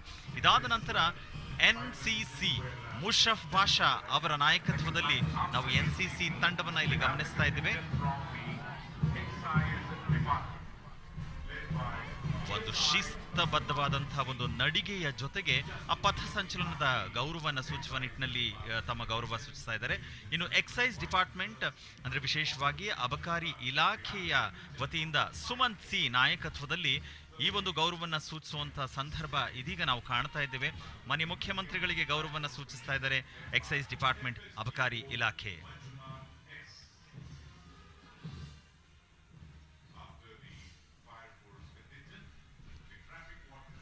ಇವರ ನಂತರ ಫೈರ್ ಫೋರ್ಸ್ ಮಂಜುನಾಥ್ ಎಸ್ ಅವರ ಅಗ್ನಿಶಾಮಕ ದಳ ಆ ಒಂದು ವಿಭಾಗ ಮಾನ್ಯ ಮುಖ್ಯಮಂತ್ರಿಗಳಿಗೆ ಗೌರವವನ್ನ ಸೂಚಿಸ್ತಾ ಇದ್ದಾರೆ. ನಾವು ಇಲ್ಲಿ ಗಮನಿಸ್ತಾ ಇದ್ದೀವಿ ಅಂದ್ರೆ ಎಲ್ಲ ರೀತಿಯಿಂದಲೂ ಕೂಡ ಎಲ್ಲರೂ ಒಂದು ನಾಡಿಗೆ ಗೌರವ ಸೂಚಿಸೋದು, ರಾಷ್ಟ್ರಕ್ಕೆ ಗೌರವ ಸೂಚಿಸುವಂತ ಸಂದರ್ಭ. ಇನ್ನು ಟ್ರಾಫಿಕ್ ವಾರ್ಡನ್ ಡಾಕ್ಟರ್ ಜಯಪ್ರಕಾಶ್ ಅವರ ಒಂದು ಮುಂದಾಳತ್ವದಲ್ಲಿ ನೋಡಿದ್ವಿ. ಹಾಗೆ ಹೋಮ್ ಗಾರ್ಡ್ ಗೌರಮ್ಮ V ಅವರ ನಾಯಕತ್ವದಲ್ಲಿ ನಾವು ಈಗ ನೋಡ್ತಾ ಇದ್ದೇವೆ. ವಿಶೇಷವಾಗಿ ನಾವೀಗ ಅದನ್ನ ಮಾನ್ಯ ಮುಖ್ಯಮಂತ್ರಿಗಳಿಗೆ ಗೌರವ ಸೂಚಿಸಿದ್ದನ್ನು ನೋಡ್ತಾ ಇದ್ದೇವೆ. ಇನ್ನು ಮುಂದುವರೆದಂತೆ ಭಾರತ್ ಸೇವಾದಳ ಸಮೃದ್ಧಿ ಎ ಯಾದವ್, ಇದು group of Gandhinagar higher secondary ಶಾಲೆಯ ವಿದ್ಯಾರ್ಥಿಗಳನ್ನು ನಾವಿಲ್ಲಿ ಗಮನಿಸ್ತಾ ಇದ್ದೀವಿ. ಭಾರತ ಸೇವಾದಳದ ತಂಡ ಸಮೃದ್ಧಿ ಎ ಯಾದವ ಅವರ ನಾಯಕತ್ವದಲ್ಲಿ. ಇನ್ನು ಮುಂದೆ ಸ್ಕೌಟ್ಸ್ ಅಂಡ್ ಗೈಡ್ಸ್ ಈ ಒಂದು ತಂಡ ಮಾನ್ಯ R ಅವರ ನಾಯಕತ್ವದಲ್ಲಿ ಮುಖ್ಯಮಂತ್ರಿಗಳಿಗೆ ತಮ್ಮ ಗೌರವವನ್ನು ಸೂಚಿಸೋದನ್ನ ನಾವಿಲ್ಲಿ ಕಾಣ್ತಾ ಇದ್ದೇವೆ.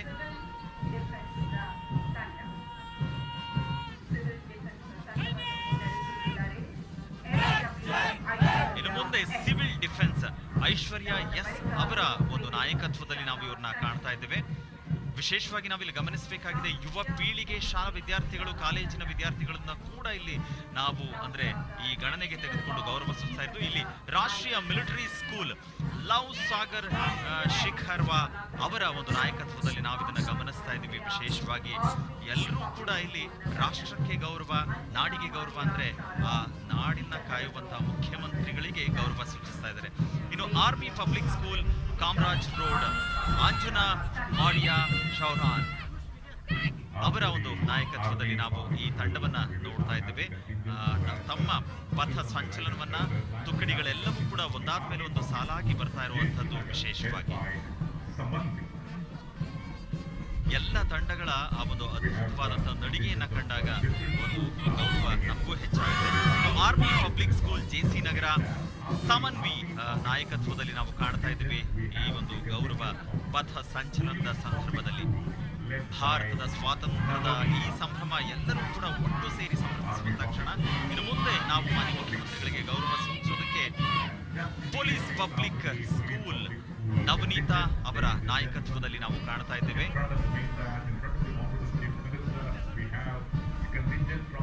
ಪ್ರತಿಯೊಬ್ಬರ ಕನಸು ಇದಾಗಿರುತ್ತೆ, ಒಂದು ಬಾರಿ ಆದ್ರೂ ಕೂಡ ಇಂಥದ್ದೊಂದು ನಡಿಗೆಯಲ್ಲಿ ನಾವು ಭಾಗಿಯಾಗಬೇಕು ಅಂತ. ಆ ನಿಟ್ಟಿನಲ್ಲಿ ಮುಂದೆ ಇಲ್ಲಿ ಬರ್ತಾ ಇರೋದು presidency school Nandini layout Subhashini ಅವರ ಮುಂದಾಳತ್ವದಲ್ಲಿ. ವಿಶೇಷವಾಗಿ ಇಲ್ಲಿ ಸರ್ಕಾರಿ ಅದಲ್ಲದೆ ಸರ್ಕಾರೇತರ ಶಾಲೆಗಳಿಗೂ ಕೂಡ ಅವಕಾಶವನ್ನು ಮಾಡಿಕೊಡಲಾಗುತ್ತೆ. ಆ ನಿಟ್ಟಿನಲ್ಲಿ ಇಲ್ಲಿ ಭಾಗವಹಿಸ್ತಾ ತಮ್ಮ ಗೌರವ ಸೂಚಿಸ್ತಾರೆ. ಇನ್ನು GMPC ವೆಂಕಟಾಪುರ ಸಿಂಚನಾ ಆರ್ ಅವರ ಮುಂದಾಳತ್ವದಲ್ಲಿ ಈ ಶಾಲಾ ಬಾಲಕಿಯರ ಪಥ ಸಂಚಲನವನ್ನ ನಾವು ಕಾಣ್ತಾ ಇದ್ದೀವಿ.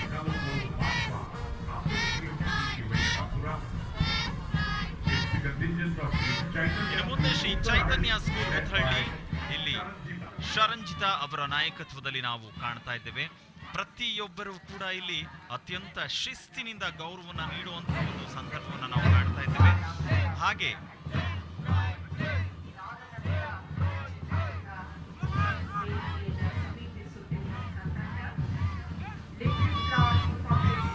ಪ್ರತಿಯೊಬ್ಬರಿಗೂ ಕೂಡ ಇದು ಹೆಮ್ಮೆ, ಗೌರವ, ಗರ್ವ ಎಲ್ಲವೂ ಕಾಡುತ್ತೆ. ಲಿಟಲ್ ಫ್ಲವರ್ ಪಬ್ಲಿಕ್ ಶಾಲೆ ಆಹ್ನಾ ರಾಜೇಂದ್ರ ಜೋಶಿ ಅವರ ನಾಯಕತ್ವದಲ್ಲಿ ನಾವು ನೋಡ್ತಾ ಇದ್ದೇವೆ.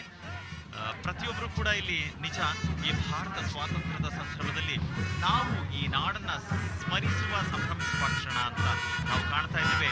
ಅದಾದ್ಮೇಲೆ ಫ್ಲೋರೆನ್ಸ್ ಸ್ಕೂಲ್ ಸ್ನೇಹ ಉತ್ಕರ್ಷ್ ಅವರ ನಾಯಕತ್ವದಲ್ಲಿ ಈ ಎಲ್ಲ ವಿದ್ಯಾರ್ಥಿನಿಯರು ಮಾನ್ಯ ಮುಖ್ಯಮಂತ್ರಿಗಳಿಗೆ ಗೌರವವನ್ನು ಸೂಚಿಸುವಂತ ಒಂದು ಸಂದರ್ಭವನ್ನು ನಾವು ಕಾಣ್ತಾ ಇದ್ದೇವೆ.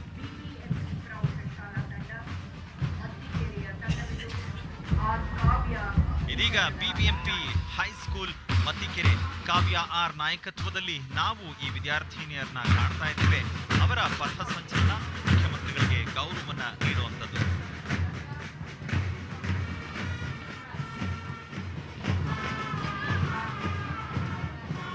ವಿಶೇಷವಾಗಿ ನಾವು ನೋಡ್ತಾ ಇದ್ದೇವೆ ಸಮರ್ಥನಂ ಅಂಗವಿಕಲರ ಸಂಸ್ಥೆ.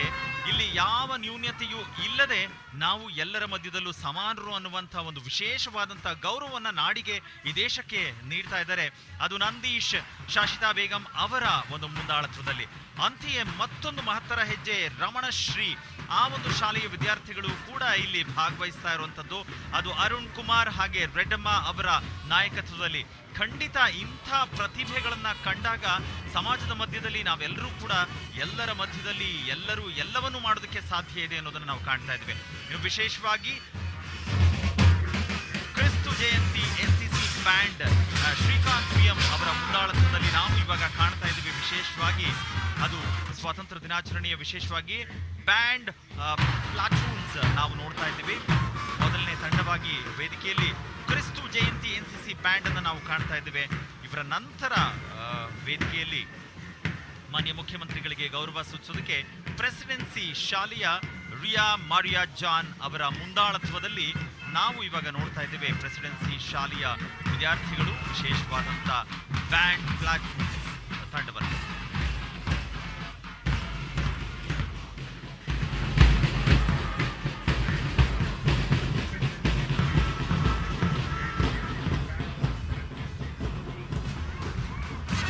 ವಿಶೇಷವಾಗಿ ಶಾಲೆಗಳಲ್ಲಿ ಕ್ರಮಬದ್ಧವಾಗಿ ನಾವು ಶೈಕ್ಷಣಿಕ ವಿದ್ಯಾರ್ಥಿ ಇವೆಲ್ಲವನ್ನು ಅಭ್ಯಾಸ ಮಾಡಬೇಕು. ಆ ನಿಟ್ಟಿನಲ್ಲಿ ಇದು ನಮ್ಮ ಘನತೆಯನ್ನ ಹೆಚ್ಚಿಸುತ್ತೆ. ಇದೀಗ ಪೊಲೀಸ್ ಪಬ್ಲಿಕ್ ಶಾಲೆ ಶೀತಲ್ P ಗೌಡ ಅವರ ಮುಂದಾಳತ್ವದಲ್ಲಿ ಆ ವಿದ್ಯಾರ್ಥಿಗಳೆಲ್ಲರೂ ಕೂಡ ತಮ್ಮ ಬ್ಯಾಂಡ್ ವಾದನದ ಮೂಲಕ ಈ ದೇಶಕ್ಕೆ ಗೌರವವನ್ನು ಸೂಚಿಸುವಂತ ಸಂದರ್ಭ. ಮಾನ್ಯ ಮುಖ್ಯಮಂತ್ರಿಗಳಿಗೆ ಆ ಒಂದು ಗೌರವವನ್ನ ತಿಳಿಸ್ತಾ ಇದ್ದಾರೆ. ಆ ಒಂದು ಬ್ಯಾಂಡ್ ವಾದನವನ್ನ ಕೇಳಿದಾಗ ನಮಗೆ ಜನಪ್ರಿಯವಾದಂತಹ ದೇಶಭಕ್ತಿ ಸಾರುವ ಸಾರೆ ಜಹಾಂ ಸೆ ಅಚ್ಚಾ ಈ ಗೀತೆಯನ್ನ ಕೇಳೋದಕ್ಕೆ ಸಾಧ್ಯವಾಗುತ್ತೆ. ಪ್ರತಿ ಬ್ಯಾಂಡ್ ಕೂಡ ದೇಶಭಕ್ತಿಯ ಗೌರವವನ್ನ ಸೂಚಿಸುವಂಥದ್ದು. ಇನ್ನು ಮುಂದೆ ತಿಲಕ್ ಮೆಮೋರಿಯಲ್ ಶಾಲೆ ಆದಿತ್ಯ J ಅವರ ಮುಂದಾಳತ್ವದಲ್ಲಿ ನಾವು ನೋಡೋದಕ್ಕೆ ಸಾಧ್ಯವಾಗ್ತಾ ಇದೆ.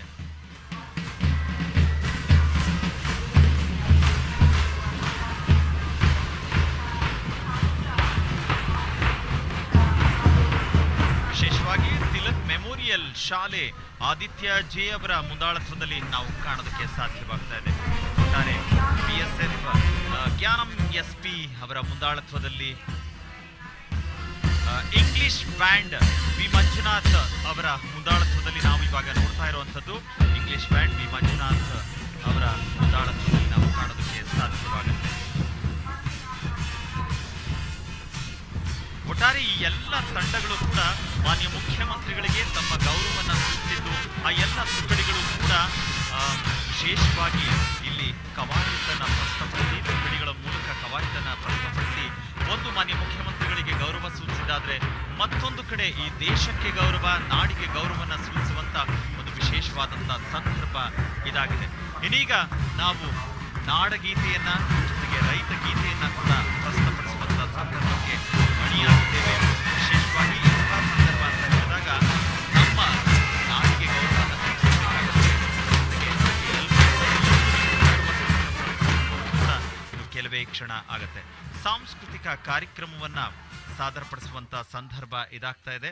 ಆ ಸಾಂಸ್ಕೃತಿಕ ಕಾರ್ಯಕ್ರಮದ ಆಯೋಜನೆ ಶ್ರೀಮತಿ ಬಿ ಕಾವೇರಿ, ಆಯುಕ್ತರು, ಶಾಲಾ ಶಿಕ್ಷಣ ಇಲಾಖೆ ಬೆಂಗಳೂರು, ಹಾಗೆ ಶ್ರೀ BS ರಘುವೀರ್, ನಿರ್ದೇಶಕರು, ಮೈನಾರಿಟಿ ಶಾಲಾ ಶಿಕ್ಷಣ ಇಲಾಖೆ, ಹಾಗೆ ಶ್ರೀ SN ರಮೇಶ್ ಅವರು, ಸಹ ನಿರ್ದೇಶಕರು, ದೈಹಿಕ ಶಿಕ್ಷಣ, ಶಾಲಾ ಶಿಕ್ಷಣ ಇಲಾಖೆ ಬೆಂಗಳೂರು.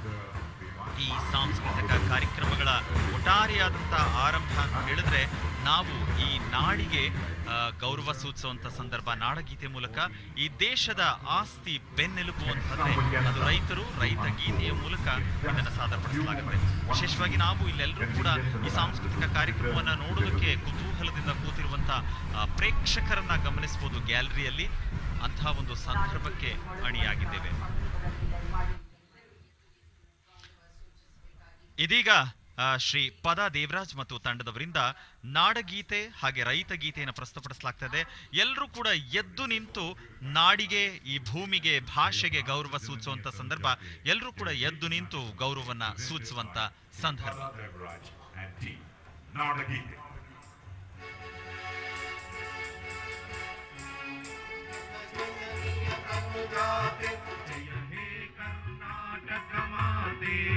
ಜಯ ಸುಂದರ ನದಿ ವನಗಳ ನಾಡಿ, ಜಯ ಹೇ ರಸ ಋಷಿಗಳ ಬೀಡೆ.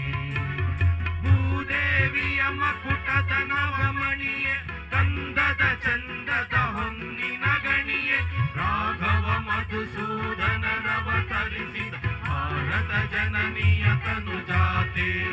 ಜನನಿಯ ಜೋಗುಳ ವೇದದ ಘೋಷ, ಜನನಿಗೆ ಜೀವವು ನಿನ್ನಾವೇಶ.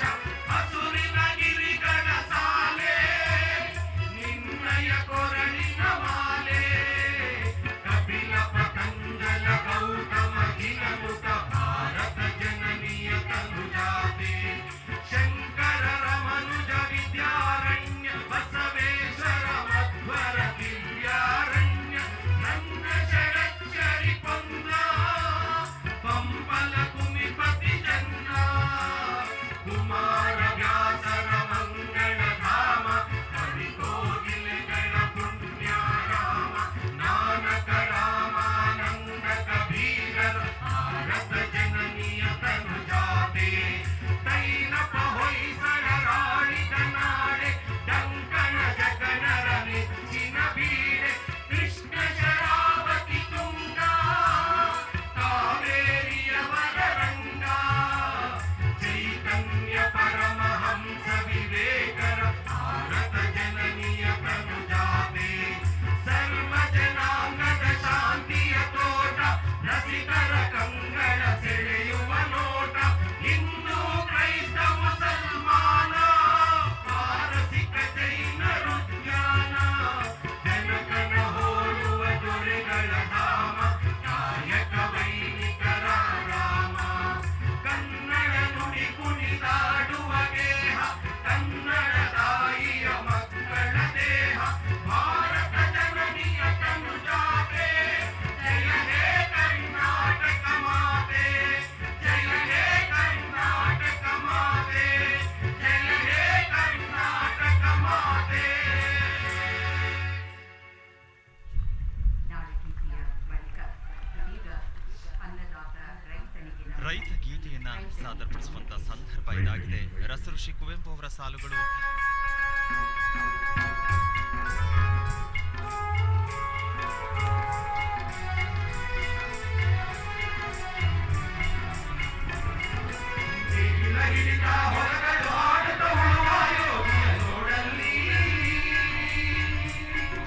ಬಲವನ್ನು ಬಯಸದೆ ಸೇವೆಯ ಪೂಜೆಯು ಕರ್ತವ್ಯ ಪರ ಸಾಧನ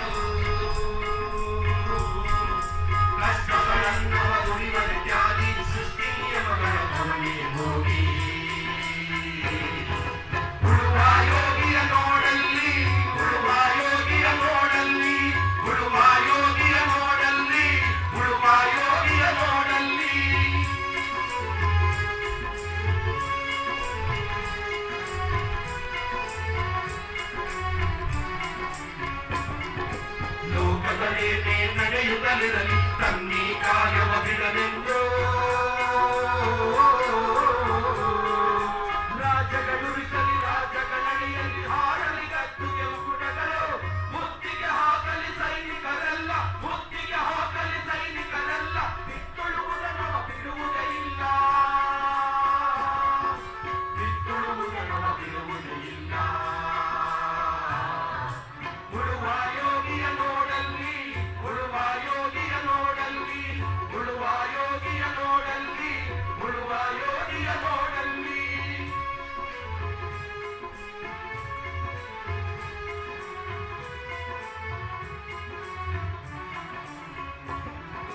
ನಾಡಿದು ನಮ್ಮಿ ನಾಗರಿಕತೆ ಸಿರಿಮಣ್ಣೊಡನೆ ನಾಶಯದಿ ನೇಗಿಲ ಹಿಡಿದ ಕೈಯಾದಾರದಿ ತೊರೆಗಳು ದರ್ಪಗಳಾಡಿದರು ನೇಗಿಲ ಬಲಗಳು ವೀರರು ಮೆರೆದರು ಶಿಲ್ಪಿ ಕಲೆಸದರು ಕವಿಗಳು ಬರೆದರು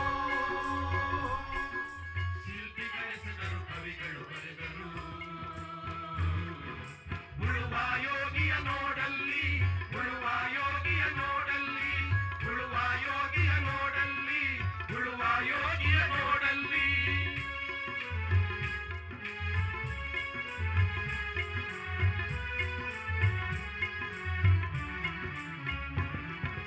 ಯಾರು ಅರಿಯದ ನೇಗಿಲ ಯೋಗಿಯ ಲೋಕಕ್ಕೆ ಅನ್ನವ ನೀಯುವನು ಹೆಸರನ್ನು ಬಯಸದೆ ಅತಿ ಸುಖ ಗಳಿಸದೆ ದುಡಿವನು ಗೌರವ ಕಾಶಿಸದೆ ನೇಗಿಲ ಕುಲದೊಳಗಡಗಿದೆ ಕರ್ಮ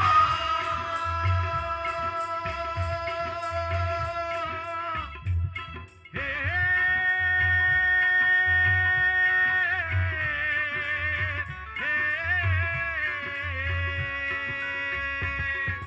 ನೇಗಿಲ ಕುಲದೊಳಗಡಗಿದೆ ಕರ್ಮ ನೇಗಿಲ ಮೇಲೆ ನಿಂತಿದೆ ಧರ್ಮ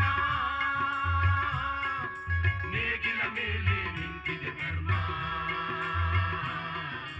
ಉಳುವ ಯೋಗಿಯ ನೋಡಲ್ಲಿ ಉಳುವ ಯೋಗಿಯ ನೋಡಲ್ಲಿ ಉಳುವ ಯೋಗಿಯ ನೋಡಲ್ಲಿ ಉಳುವ ಯೋಗಿಯ ನೋಡಲ್ಲಿ ಉಳುವ ಯೋಗಿಯ ನೋಡಲ್ಲಿ ಉಳುವ ಯೋಗಿಯ ನೋಡಲ್ಲಿ ಉಳುವ ಯೋಗಿಯ ನೋಡಲ್ಲಿ ಉಳುವ ಯೋಗಿಯ ನೋಡಲ್ಲಿ